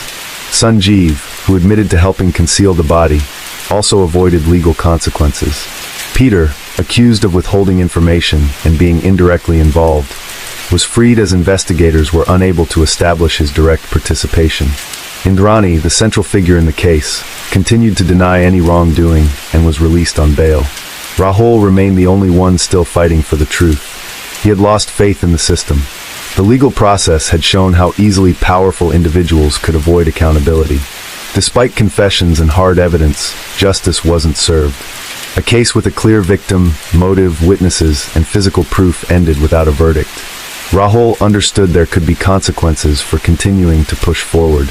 He lived with the constant awareness that he might face pressure, threats, or social isolation at any moment. He had no idea how far the people he challenged might go to protect themselves, but he had no intention of backing down. Sheena Bora was officially confirmed as deceased. DNA analysis identified her remains. However, by the time all individuals connected to the case had been released, no court had legally classified what happened to her as a crime. There were no formal charges, no convictions, no sentences. Sheena had vanished, and legally, her death remained undefined, never acknowledged as a criminal act. Rahul continues to pursue justice. For him, the case is far from over. His goal isn't recognition or revenge. It's to make sure Sheena's name doesn't disappear from the world the same way it vanished from the official record. Case 5. The 31st floor of a high-rise residential building in the heart of Hong Kong. Officers paused in front of apartment 1309. This wasn't your typical call. It didn't come from a witness or a concerned neighbor. It came from the apartment's owner himself. Over the phone, a man's voice said, "Something terrible has happened. You need to come immediately." When officers arrived, they were met with silence. No one answered the door, but from beneath it seeped a powerful, suffocating odor of decay. The building's security guard confirmed that residents on the lower floors had been complaining about a stench for several days, convinced the source was coming from this very unit. Police knocked. No response, only faint, unintelligible sounds, like someone murmuring to themselves behind the door. When they finally forced their way in, a wave of putrid air hit them instantly. Inside, the apartment was in chaos. Stained walls, scattered belongings, the air thick and stale. In the middle of the living room lay the body of a young woman, partially unclothed, with visible wounds to her neck and upper chest. Investigators quickly determined that she had been gone for quite some time. Not far from her, a man sat barefoot on the floor, holding a blood-stained knife. His eyes were vacant. His lips moved constantly, muttering incoherently about God, evil, and that it had already happened. He showed no reaction to the arrival of law enforcement. Officers quickly restrained him and called in a medical team, then began the preliminary assessment of the scene. On the table, open alcohol bottles, traces of powdery substances on saucers, takeout boxes. On the floor, plastic bags, tangled cords, empty medication packages, and discarded clothing. Everything pointed to a prolonged, disordered stay inside the apartment. The forensic team worked for hours. The woman's body remained on the floor while they documented evidence, took photographs, and mapped out the layout. No one expected what came next. One officer approached a glass door that led to the balcony. It was sealed shut. When he slid it open, he recoiled. The same overpowering stench hit him again. Outside was a large black suitcase, and the smell coming from it left no doubt. The suitcase was closed, but its shape, weight, and the foul scent made the contents horrifyingly clear. Inside was another body. The remains had been dismembered. The parts were carefully wrapped in fabric and tightly packed. It looked less like an attempt to dispose of evidence, and more like someone had gone to great lengths to conceal what had happened. The suitcase had been placed in the far corner of the balcony, directly beneath a clothesline, perhaps in the hope that it would go unnoticed. Both victims were women, young with East Asian features. No passports, ID, or personal belongings were found near them. Their names, their stories, even the time they lost their lives remained unknown. But one thing was certain. Something horrific had unfolded in that apartment, and it hadn't happened overnight. Investigators documented every detail. The man found inside the apartment was taken into custody under heightened security. There were no signs of a struggle on his body. The medical team confirmed he was conscious, but his behavior remained highly erratic. He offered no explanations, only fragmented phrases about guilt, blood, and the final week. Hong Kong is one of the most densely populated urban centers in the world. Within a compact space, millions of people live amid constant noise, urgency, and overcrowding. Towering buildings stretch skyward, packed closely with barely any gaps in between. Every square foot comes at a premium, and most residents squeeze into tight apartments, often divided by thin partitions, where multiple individuals may share a single room. Those with more resources live higher up, behind thick glass facades in high-rise residences outfitted with security, surveillance, and private elevators. The contrasts are striking. At the base of these gleaming towers, narrow alleyways wind through grimy drainage lines, impromptu street stalls, and strange storefronts with no signage. During the day, these places seem deserted, but at night, they come alive. In certain neighborhoods, behind the facade of bars and clubs filled with loud music and flowing drinks, a hidden system operates, one that quietly disguises unauthorized escort services as nightlife entertainment. Officially, these spots are listed as lounges or karaoke bars, where women work as hosts simply to entertain guests with conversation. In reality, many arrangements are made for private meetups at hotels or apartments. These businesses aren't openly advertised, but they're known among a select crowd, wealthy men, often foreigners, who know exactly where to go. The women working there usually don't have legal work permits and find themselves in a vulnerable position. They can't seek help, can't report mistreatment. Any complaint could risk deportation. Many of these women originally came to Hong Kong from underprivileged areas of Indonesia and the Philippines. In the past, they worked legally as domestic helpers under work visas, but once those permits expired, they had to leave. Some later returned on tourist visas, hoping to earn again and support their families back home. Club work often becomes their only available source of income. On paper, it's entertainment. In reality, it's off-the-books labor with risks, no protections, and strict oversight from the people who run the business. In the daily rush of city life, the disappearance of one woman rarely raises alarm, especially when she has no documentation, no legal status, and no formal ties. When someone in that position vanishes, it's not usually met with concern. It's often dismissed as routine. At best, a roommate or someone nearby might try to look for her. At worst, she's simply forgotten. Across the city, it's common to find apartments being rented off the books. Several tenants may share one room, paying in cash. It's simple, convenient, no background checks, no questions. For migrants, it's often the only housing option they can afford, but that same setup makes them almost invisible. If one of the tenants doesn't return one night, no one raises an alarm, even if days go by. Hong Kong runs like a well-oiled machine. There's no time to pause for one person. Those who fall outside the official system are treated as expendable. Their disappearance isn't considered an event. It's just another line in a statistic that no one pays attention to. Sumarti Ningsai was born in a small, impoverished village in Indonesia. Her family lived in difficult conditions from the beginning. They struggled to afford basic necessities, food, medicine, and school supplies for her younger brothers. When she became an adult, the decision was made. She would go abroad to earn money. Hong Kong was the only place where she could secure a work visa and find employment as a domestic helper.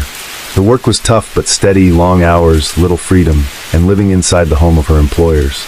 Despite the hardship, Sumarti saw it as a chance. Her primary goal was to send as much money home as possible. She worked for 2 years until her visa expired. Unable to get it renewed, she had to return to her village. But nothing had changed there. Still the same poverty, the same pressure. Her family was counting on her. So Sumarti applied for a tourist visa and went back to Hong Kong. That status didn't allow her to work legally, but there was no alternative. Her family needed the income, and there were no other options. Jessie Larina faced a similar story. Also from a struggling village in Indonesia, she came to Hong Kong in 2006 with a valid work visa. For years, she worked legally as a domestic worker, extending her permits when possible. Everything changed in 2012 when her renewal was denied. Like Sumarti, Jessie had to return home. But eventually, she too came back to Hong Kong on a tourist visa, hoping to find some kind of work. Circumstances brought them to the same establishment, a club that officially posed as a bar with entertainment. In reality, it catered to clients seeking more than just drinks. That's where the women worked, despite having no legal right to be employed. Technically, they were there to create an atmosphere, socialize, dance. But most arrangements happened outside the club, private meetups for money. The pay was low, but they had no choice. They couldn't go to the authorities. Their status left them unprotected. No one checked their working conditions. They worked at night, lived in small rented rooms with no paperwork. Club management maintained quiet but constant control. Refusal or complaint meant immediate dismissal. And for someone working off the books, that meant no more income. It was under these conditions that both women disappeared. Sumarti vanished on October 26th. That evening, she had been at the club, spent time with clients, and then left. No one saw her again. Jessie went missing 6 days later on November 1st. She had also been on shift, then left, but never returned to her rented room. Despite the short gap between their disappearances, no one made the connection. Neither the police nor the club's management linked the two cases. Both women had no legal status, weren't in any official records. Their vanishings caused no public reaction. Only later did it become clear. They had both disappeared from the same location, followed the same work pattern, and as would later be discovered, both crossed paths with the same individual. But at the time they went missing, it was seen as just another loss among those living in the shadows. When Jessie Lorena didn't return home, her roommate began to worry. She first went to the club where Jessie worked. Staff told her Jessie had shown up the evening of November 1st, spent some time with a guest, and then left with him. No one had seen her since. Her phone went unanswered. After several days without any word, the roommate reached out to law enforcement. Only after persistent urging was a missing person report officially filed. Police requested surveillance footage from the club. In one of the videos, Jessie could be seen speaking with a man who was a frequent visitor.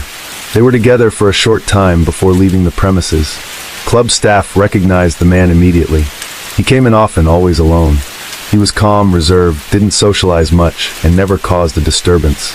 He also stood out for consistently leaving generous tips. Authorities were able to identify him quickly. His name was Rurik Judding, a 29-year-old British national. He lived in a luxury high-rise, in an apartment on the 31st floor. According to surveillance footage, that's where he took Jessie on the day she disappeared.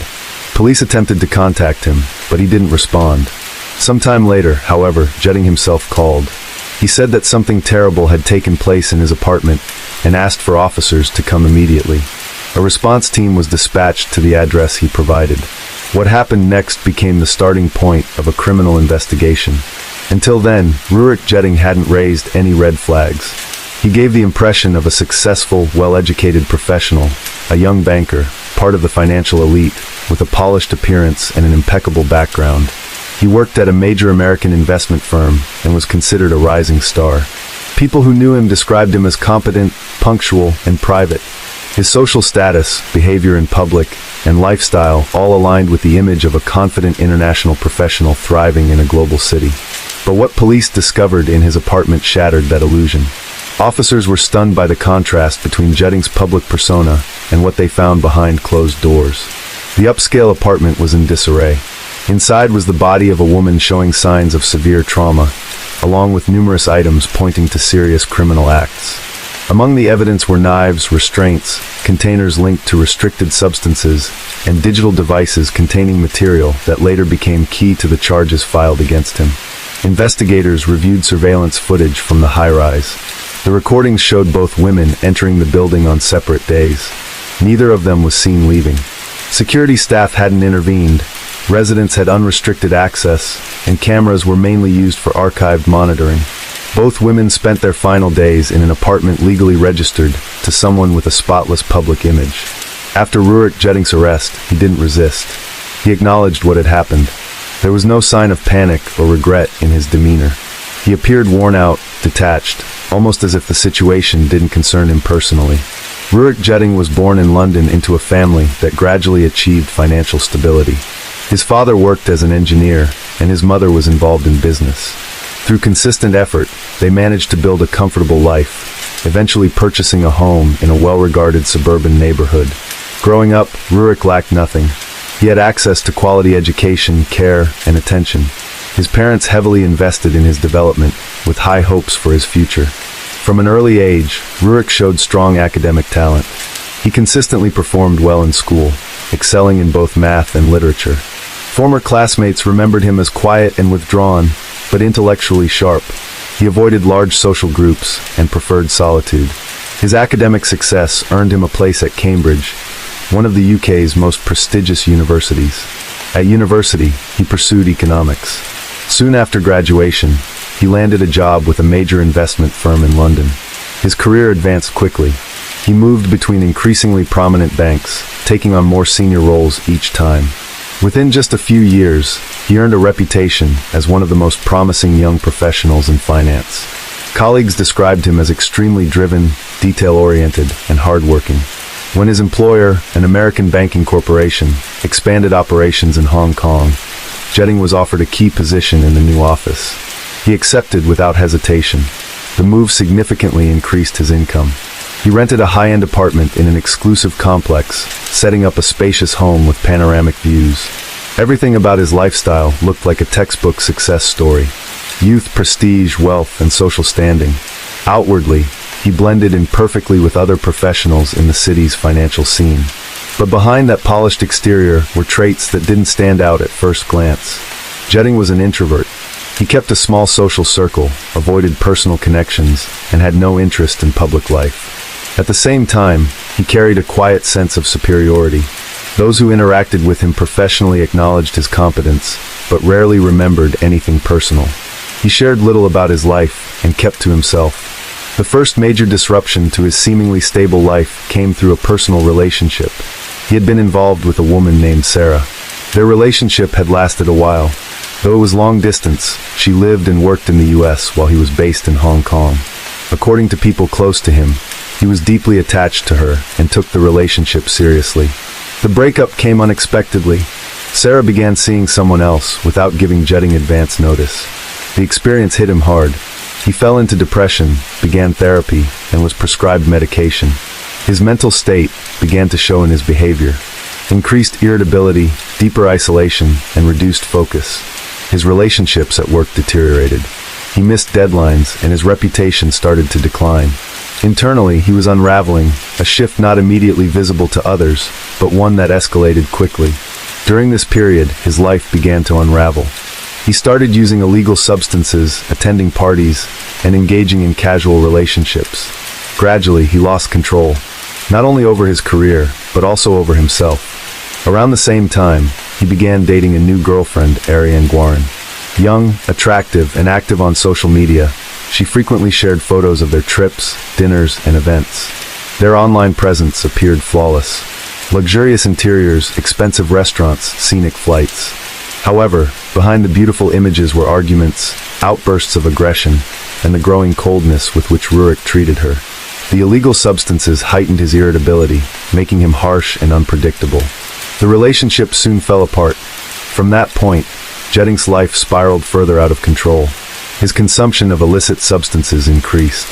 He became reclusive, rarely leaving his apartment, and disappeared from the radar of colleagues and acquaintances. His behavior grew so unstable that even those around him began to avoid contact. He lost friends, professional connections, and trust within the banking community. Simultaneously, alarming signs of deep psychological disturbances emerged. His social media posts became strange and illogical, filled with metaphors and phrases indicating internal destruction and a loss of connection with reality. He began using imagery of darkness, fear, and demise. A post from October 27th resembled a farewell note. "I'm jumping into the darkness. The journey has begun. I'm not afraid, but I'm excited. The first step is the hardest." This message puzzled those who read it, but no one took action. The next day, he resigned, without explanations or prior discussions. His work email was deactivated, but the auto-reply function remained active. Any email sent to his address automatically received the response, "I am out of the office indefinitely. Please do not contact a psychopath. In case of emergency, contact God, though I suspect custody has passed to the devil." This message seemed strange and inappropriate to colleagues. Most perceived it as a failed attempt at dark humor. Later, the email's content became part of the evidence. All these events occurred within a few days. The abrupt change in behavior, loss of self-control, social isolation, and aggressive forms of self-expression all indicated a deep internal crisis. However, no one intervened.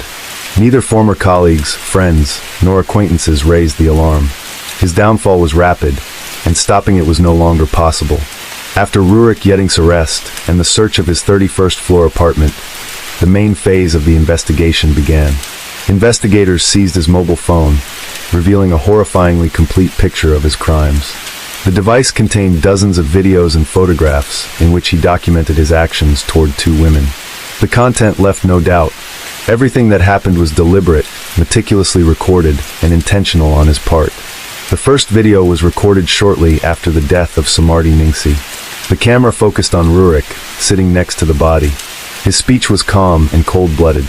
"My name is Rurik. 5 minutes ago I killed this woman. Since Saturday she was here. Today is Monday. I kept her locked up. She was good. But that doesn't mean anything," he stated. These words conveyed neither remorse nor shock. He described the events as if summarizing an experiment. In other videos, he shared thoughts about what had been happening inside the apartment. He said he barely got off the couch, survived on delivered pizza, consumed illegal substances, and drank alcohol. The recordings painted a picture of someone conscious, but completely detached from moral norms. "I don't feel guilt. There's something, but it's not guilt. I feel like a stranger to myself," he said. These were not impulsive actions. Every move was carefully recorded on camera. Surveillance footage showed him leaving the apartment and returning with 2 large duffel bags. Inside were saws, knives, and kitchen tools. All of it was used to dismember Samardi's body. He placed the remains into a heavy-duty bag and left it on the balcony. Afterward, he made no effort to cover his tracks or leave the city. A few days later, he went back to the same club where he'd met his first victim. There, he approached Jessie Lorena. He offered her money to come to his apartment. Unlike the previous time, he didn't wait. The crime took place that same night. Her body was left in the middle of the room, and Jetting was still beside it when officers arrived. He was covered in blood, holding a knife, and speaking incoherently. The recordings made it clear that these acts weren't the result of a breakdown, but a conscious decision. After the first crime, he chose to repeat it. His own words were chilling. "That was an experience. I want to do it again." The video files became more than just evidence. They were direct confessions, captured and preserved by the perpetrator himself. Following his arrest, Rurik Jetting was taken into custody, and during the initial interview, he immediately gave a full confession. Without pressure or hesitation, he described what had happened, made no excuses, and didn't attempt to soften the facts. He admitted to holding one of the women captive for several days before ending her life and detailed the sequence of events. Investigators noted that he spoke calmly, showing no visible emotion. The next step was a mandatory court-ordered psychological evaluation. Several specialists assessed him. The goal was to determine whether Yetting had the capacity to understand his actions and their consequences at the time of the crimes. Every professional involved reached the same conclusion. He was of sound mind and fully accountable. Though he was diagnosed with narcissistic personality disorder, a condition marked by egocentrism, lack of empathy, and a tendency to dominate, this did not absolve him legally or exempt him from trial. The defense team attempted to reduce the sentence, arguing that he had been in a fragile emotional state, battling a substance dependency, and suffering psychological instability during the period in question. Former girlfriends testified that he had once been balanced, caring, and non-confrontational. The defense tried to portray the tragedy as the collapse of a person under the weight of addiction and mental deterioration. However, the court did not accept this narrative. Investigators demonstrated that the crimes were not crimes of passion. They were carefully premeditated, supported by recordings in which Yetting methodically described his actions. The court classified his conduct as intentional, cold, and brutal. The evidence, his own confessions, phone records, photos, and video files, left no room to interpret his actions as those of someone out of touch with reality or in a temporary state of crisis. In October 2016, the court delivered its final verdict. Rurik Yetting was found guilty on both counts. He received 2 life sentences, one for each crime, without the possibility of parole. The decision meant he would spend the rest of his life behind bars. During the sentencing, he remained silent. His face showed no emotion, no gestures, no expressions, no trace of inner turmoil. Even when it became clear that he would never walk free again, Yetting displayed neither remorse nor resistance. His complete indifference became the final note in a deeply disturbing case. Despite the numerous recordings and his own confessions, Yetting never provided a clear answer to the question, why did he do it? The court interpreted this as a lack of remorse and a conscious choice to engage in extreme aggression. Case 6. I really don't want to go to sleep anymore. Okay. It makes me to where I'm too scared. Okay. I really don't want to go to sleep. Okay. On the night of September 30th, 2005, Robin saw a nightmare, a dream where she heard gunshots so loud they penetrated through her ears. But when she woke up, the nightmare didn't end. The gunshots were real. The deafening cracks of gunfire tore through the house. And then came the screams, her mother's screams. Panic seized her as she jumped from her bed, crouching by the door, trying to make sense of the chaos. Then came the footsteps, heavy, unfamiliar, and closing in. The sound of boots pounding against the wooden floor sent terror through her body. She barely had time to react before she launched herself back into bed, pulling the covers over her and lying still, forcing herself to disappear into the darkness. Then came the shots once again. 2 rounds fired directly at her. One grazed her left leg, the other tore past her arm. She didn't move. She didn't make a sound. The footsteps turned away, moving toward her brother's room. The gunshots started again.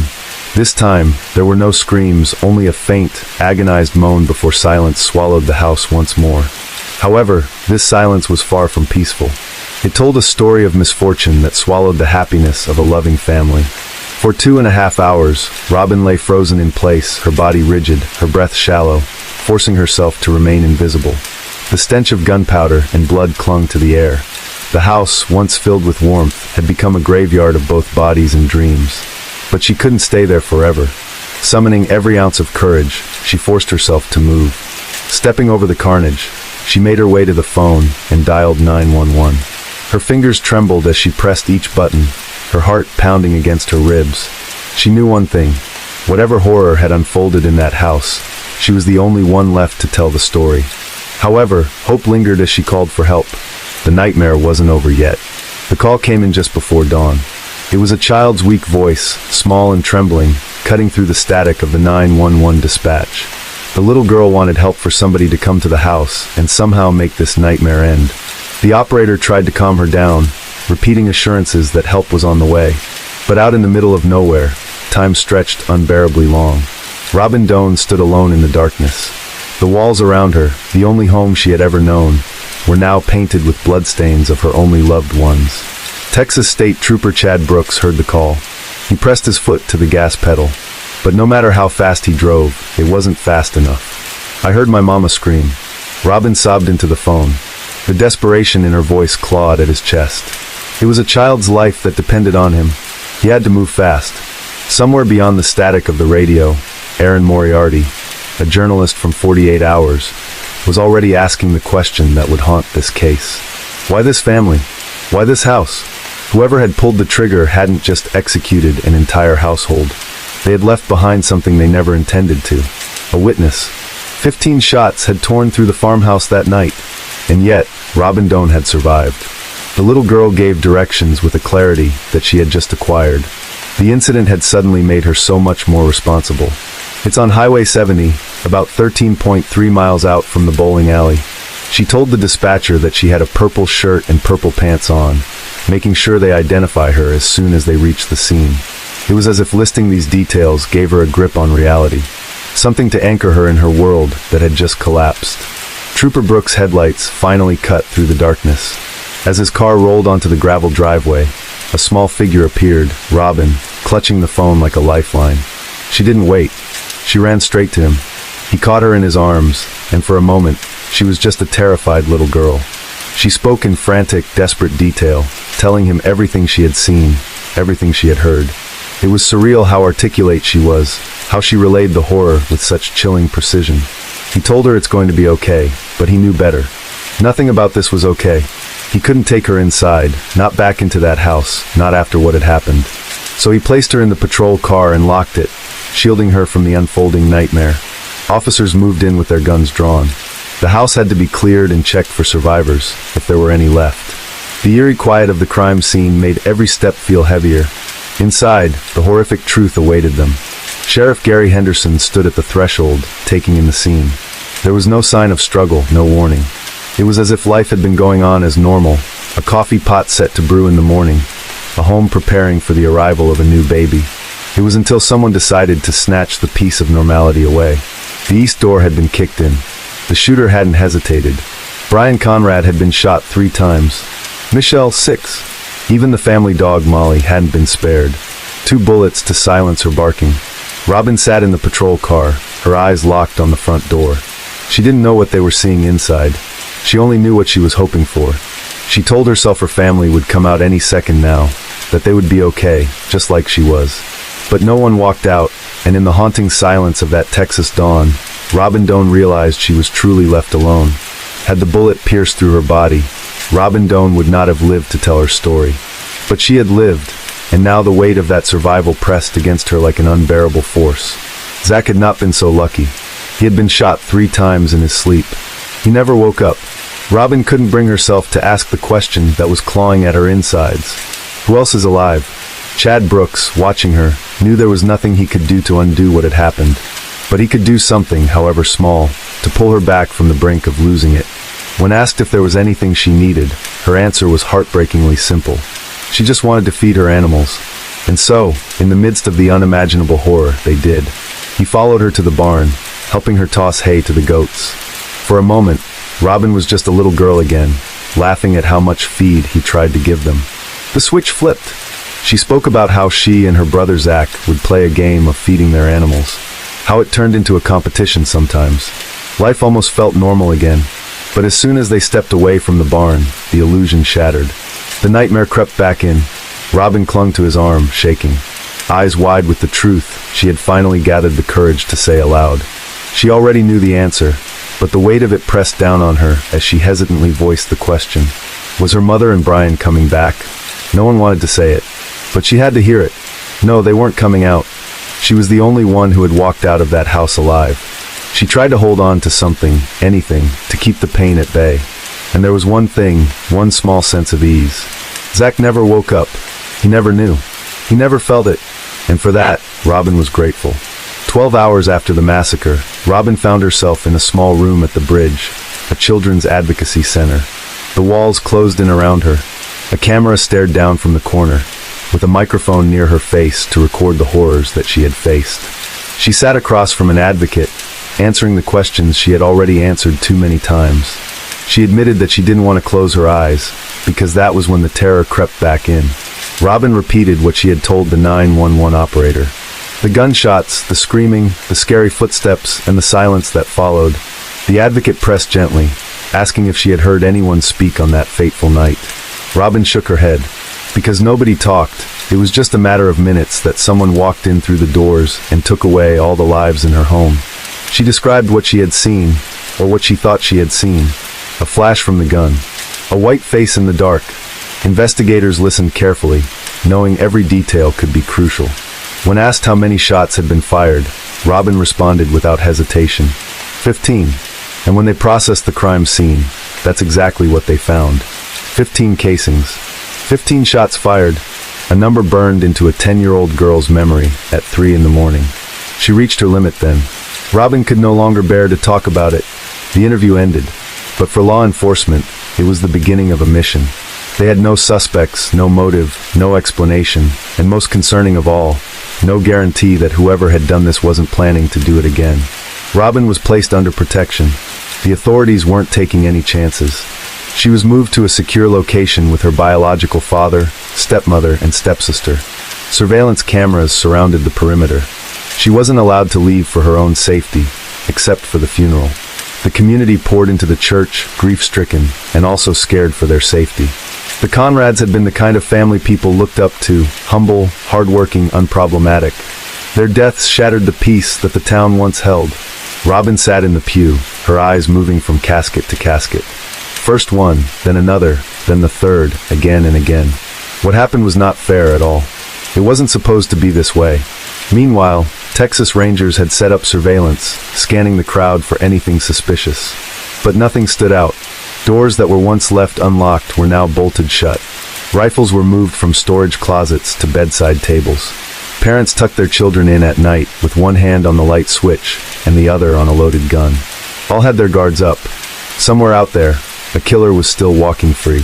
Investigators worked tirelessly, going through the evidence again and again. Shell casings, blood spatter, tire tracks, footprints that didn't belong to anyone in the house.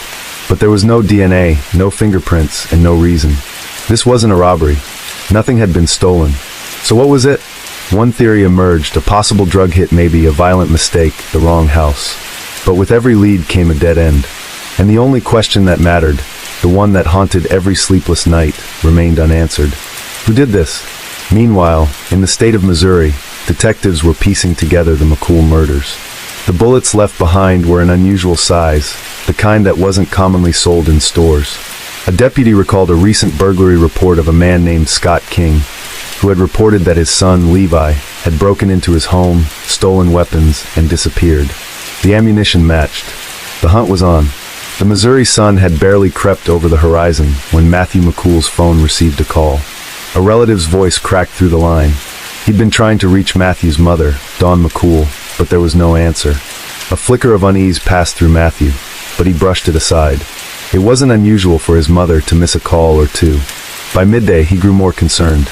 He left work as his hands gripped the steering wheel a little too tightly as he drove toward his family home. When he arrived, his stomach lurched. A relative stood outside, pale and trembling. The words barely made it past his lips. They were dead. He delivered the news with a heavy finality. Matthew barely heard the rest. His mother and grandfather, Orley McCool, had been murdered. Detectives arrived, methodically combing the crime scene. Shell casings littered the floor, their metallic sheen catching the light. As we discussed before, the bullets were an unusual size. They were not the kind you would pick at a local sporting goods store. Sheriff Michael Hall recalled a recent burglary report. A neighbor, Scott King, had reported that his son, Levi, had broken into his gun safe and stolen several firearms. The ammo matched. Levi King, a name already known to law enforcement, a ghost that slithered through the cracks of the system. He torched a neighbor's house years earlier, spent a brief period in prison, then vanished from a halfway house. And now the blood of the McCools soaked into the floors of their home. Authorities wasted no time. A warrant was issued, and within hours, a nationwide alert went out for the McCool's stolen Dodge Dakota. Meanwhile, hundreds of miles away, a Border Patrol officer in El Paso, Texas, flagged a suspicious vehicle, a routine stop. But when the officer glanced at the man behind the wheel, something felt off. The truck's plates came back stolen. The driver's name was Levi King. They found guns in the truck bed. King remained eerily calm as investigators pressed him for answers, his demeanor unsettling in its emptiness. Then just 15 minutes into the interrogation, he confessed. He recounted the first shot, how his target spun and collapsed. When questioned about the woman, his composure wavered for the briefest moment before he admitted to murdering her out of fear. With that, detectives had enough to tie him to the McCool murders. But King wasn't finished. He leaned forward, his expression unreadable, as if weighing whether to reveal something even darker. "There's 4 more in Texas." The words hung in the air. Detective Don Ruby's breath stopped for a second. Was King taunting them? Or had his killing spree stretched even further? A gut-wrenching phone call confirmed their worst fears. A family in the Texas Panhandle had been slaughtered days earlier. It was the Doan family. Levi King's rampage had spanned 2 states and left 6 people dead. He had moved like a phantom through the night, executing strangers without hesitation. For what? A thrilling experience? Missouri took first claim to justice. King pleaded guilty and received 2 consecutive life sentences. But Texas wasn't as forgiving. The jury saw a monster, a man who killed because he could, because it exhilarated him. The courtroom was suffocating in its silence. Levi King sat motionless, his fate hanging in the balance. The man responsible for a senseless, merciless rampage that left multiple lives in ruin was about to learn his destiny. Gary Henderson, a resident of the devastated town, voiced the question that would forever haunt those left behind. Why? Why this family? Why this day? Why this town? But there were no answers. Only the chilling realization that sometimes horror had no reason. It simply arrived, uninvited, unstoppable. Lynn Switzer, the former district attorney of Gray County, had no illusions about the kind of monster sitting in the defendant's chair. There truly are people out there who are just plain evil. Levi King is one of those people, she declared, her voice steady, in front of the jury. 12 people held the power to decide his fate, and she was asking them for the ultimate sentence, which was death. But the weight of justice is never easy to bear. Defense attorney Jomar Wilson understood that the sheer brutality of the crime could not be overlooked. The only hope was to convince the jury that permanent imprisonment was punishment enough, that ensuring he would never walk free again, never having the chance to hurt another soul, was justice in its own right. For Switzer, this case had consumed her, creeping into her dreams, seeping into her waking thoughts. Yet, despite her best efforts, the burden of uncertainty lingered, because in the pursuit of justice, there were no guarantees. The jury deliberated for nearly 8 excruciating hours, and when they returned, their verdict sent a shockwave through the courtroom. One juror refused to vote for the death penalty. One single holdout, standing firm against the others, sealed Levi King's fate. The sentence would be life without parole. Robin Doan, the lone survivor of King's killing spree, sat frozen as the decision was read. She turned to Switzer, saw the shadow of devastation flicker across her face. It almost looked like she had failed us, Robin later recalled. But deep down, Robin knew the truth. Switzer had fought with everything she had. She had fought for her family. And for that, no words of gratitude would ever be enough. Levi King would be extradited back to Missouri to serve his sentence, and Robin was more than fine with that. Texas is my state. I don't want you back in my state. You've already done your damage here. But even with King behind bars, Robin's battle was far from over. Pampa was more than just home. It was now a haunting ground. Every street and corner, a painful reminder of what had been stolen from her. Leaving felt like surrender, like she had admitted defeat. Yet staying meant facing the memories of that night over and over again. No matter where she went, the fear clung to her, inescapable and all too real. Those closest to her saw the wounds that couldn't be bandaged, the scars that remained unseen. Denise Mackey, her former coach and confidant, had witnessed the quiet torment Robin carried. The nightmares, the echoes of her mother's screams, the relentless grip of fear, none of it ever truly faded. Late at night, Robin's messages would come. She heard things. She was scared. And no matter how composed she seemed on the surface, the darkness still lived inside her. Superstition became her shield against the darkness. That night, I had on socks, long sleeves, and long pants.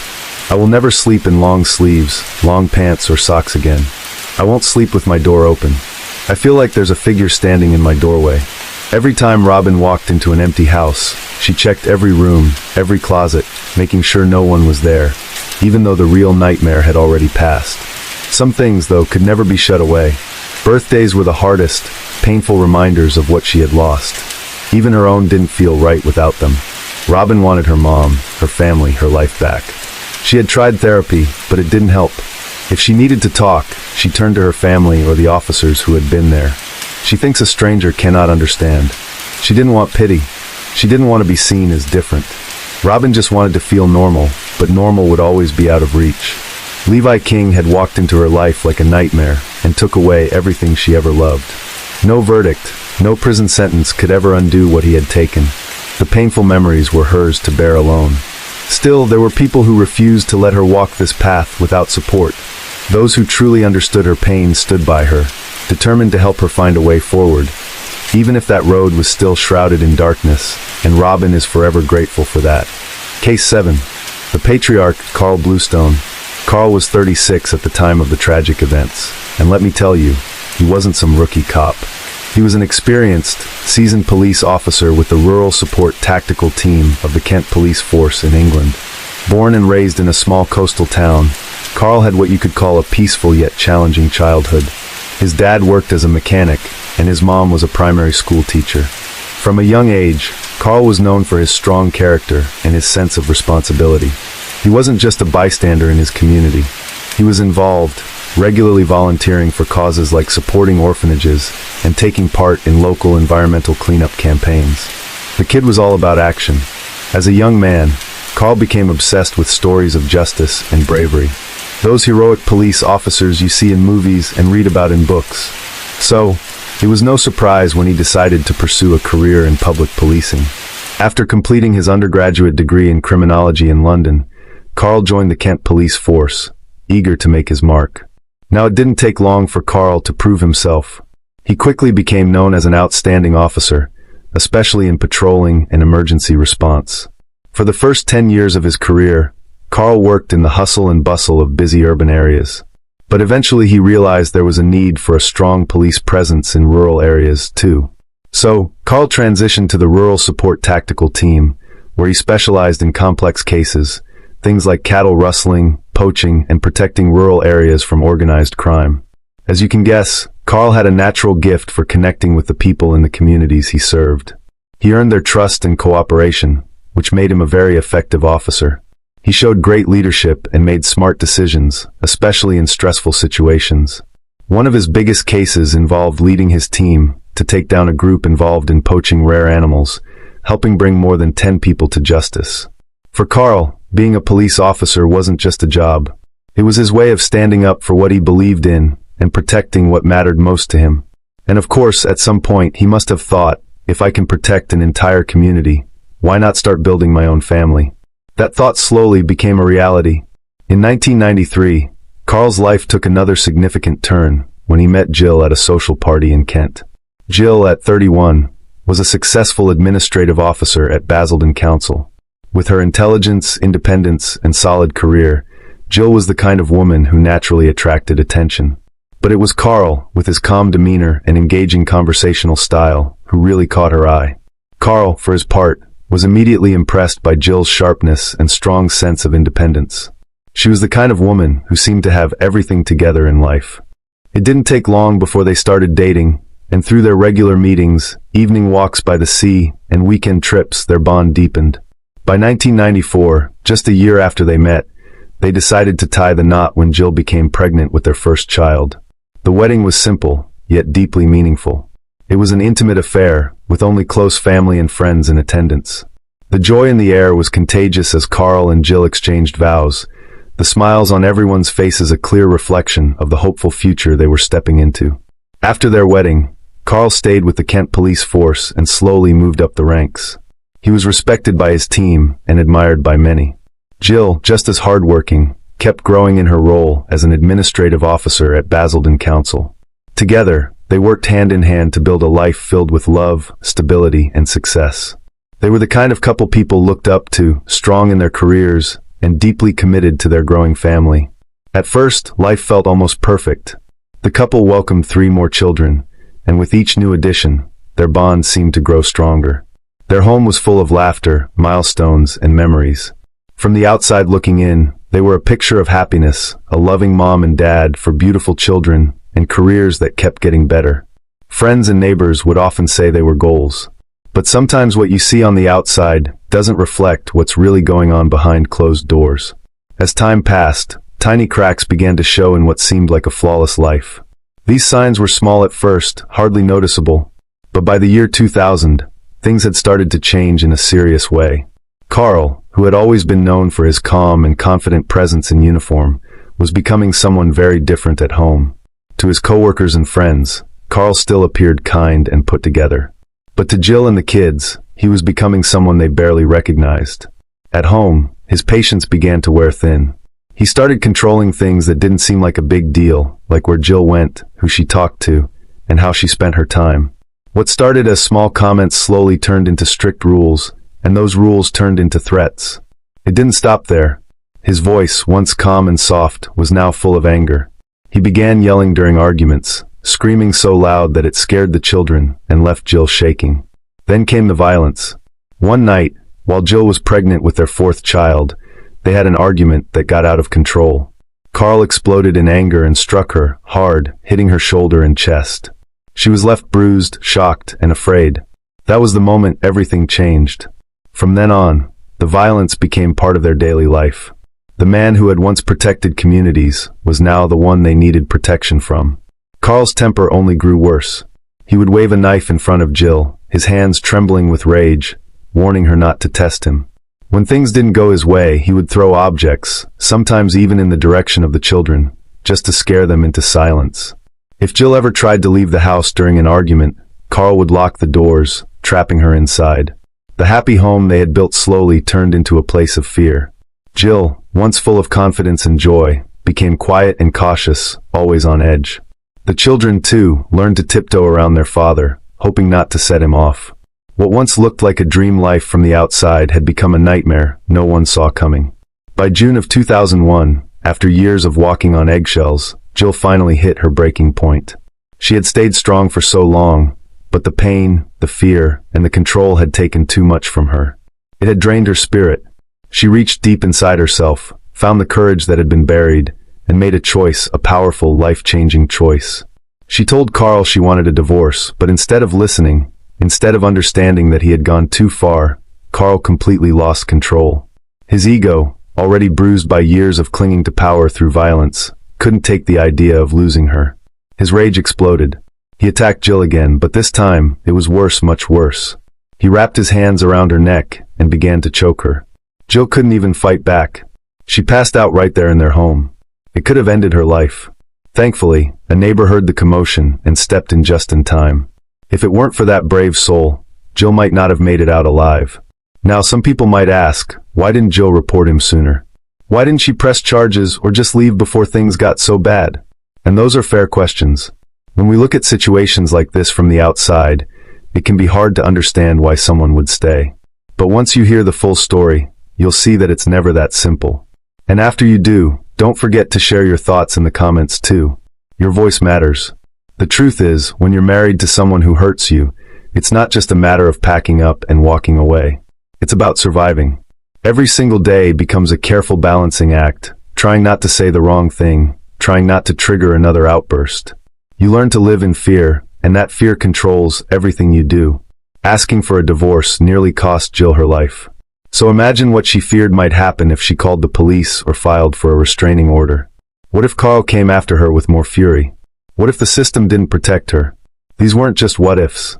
They were real possibilities that she had to think about every day. And let's not forget, Carl wasn't just hurting Jill. He was hurting their kids too.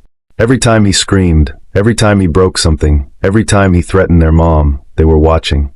They were learning to be afraid. Jill knew that one wrong move could put all of them in even more danger. Escaping wasn't just brave. It took strength in every possible way. Emotionally, mentally, spiritually, and physically. However, on the 25th of August, 2001, Jill finally sat down with Carl and explained her plans. She told him she was moving to Basildon with their children, intending to put the house up for sale and start over. As expected, Carl accused her of having an affair, just like he had done countless times in the past. However, it was no secret that Carl himself had been unfaithful numerous times, including having an affair with a female colleague. Jill had even confronted this woman over the phone about it.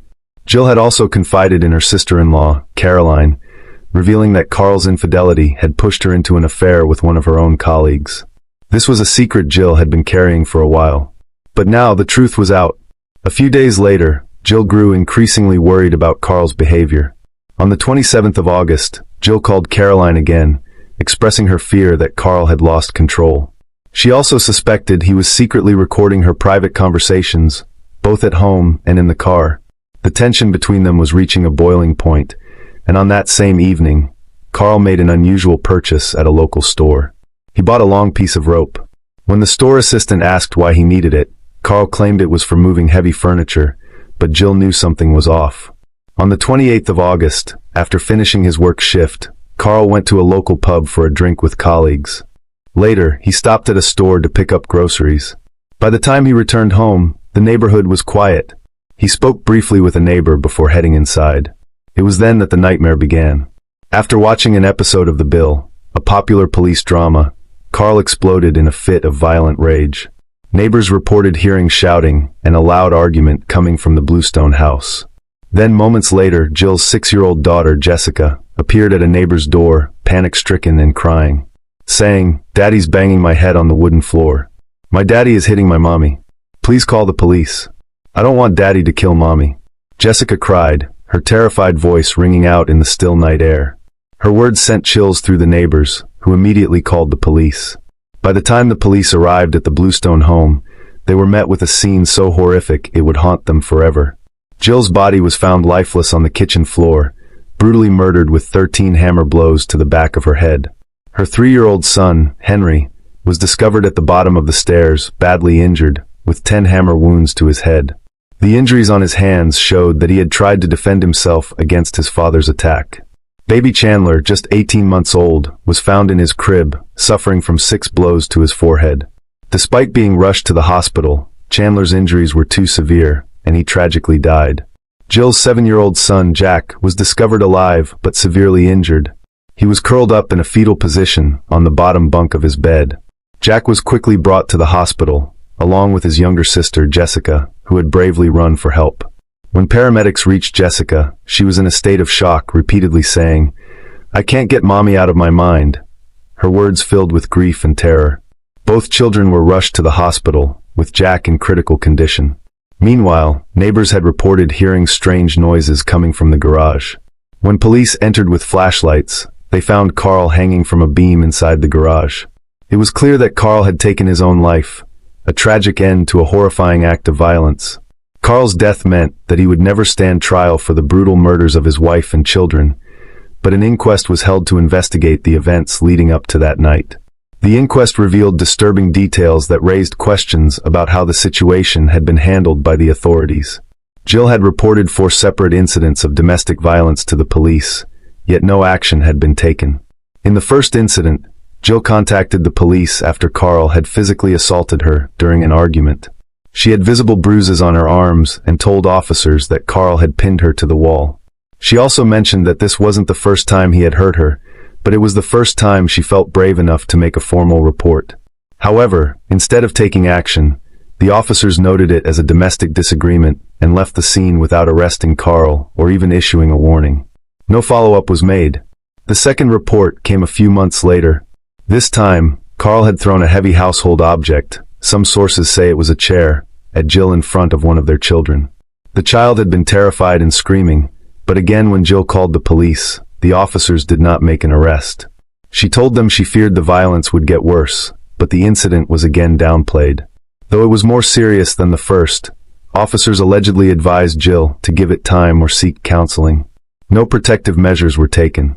The third and fourth incidents were the most serious. On both occasions, Jill had made formal complaints and even provided photographic evidence of her injuries, as well as statements from neighbors who had heard or witnessed Carl shouting, throwing things, and threatening Jill. In one instance, a neighbor told officers that they had seen Carl dragging Jill by her hair into the house. The police actually acknowledged the seriousness of these cases and forwarded them to the Crown Prosecution Service, which is responsible for deciding whether charges should be brought in criminal cases. But even though 2 full case files were submitted to the CPS, no charges were filed. The reasoning? It was claimed that there was insufficient evidence, or that Jill might not be a reliable witness because she had once briefly returned to Carl after an incident. No one seemed to consider that victims of abuse often feel trapped or manipulated and may stay out of fear or financial dependence. Even more frustrating was the fact that, despite having 4 reports on file and 2 investigations that reached the CPS, no restraining order was issued, no social worker was assigned, and no safety plan was put in place. The police failed to treat Jill's situation as a high-risk domestic violence case, even though it clearly was. She was never offered a referral to a women's shelter, and Carl was never required to attend anger management or counseling. Domestic violence advocacy groups were quick to condemn the police for failing to take the necessary actions to protect Jill and her children. The groups argued that if Carl had received counseling or proper intervention, this horrific event might have been avoided.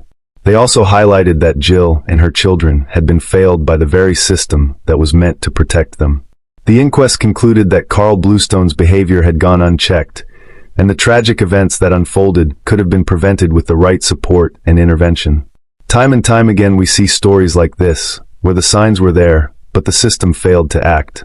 But this time, it feels even more tragic, because Jill didn't just have to fight her abuser. She had to fight the very system that was supposed to protect her. And in the end, that system let her down. So now I ask you, if you were in Jill's shoes, what would you have done? When the person hurting you wears a badge, and no one listens, what then? It's a hard question, but one we should all think about, because stories like this are still happening today.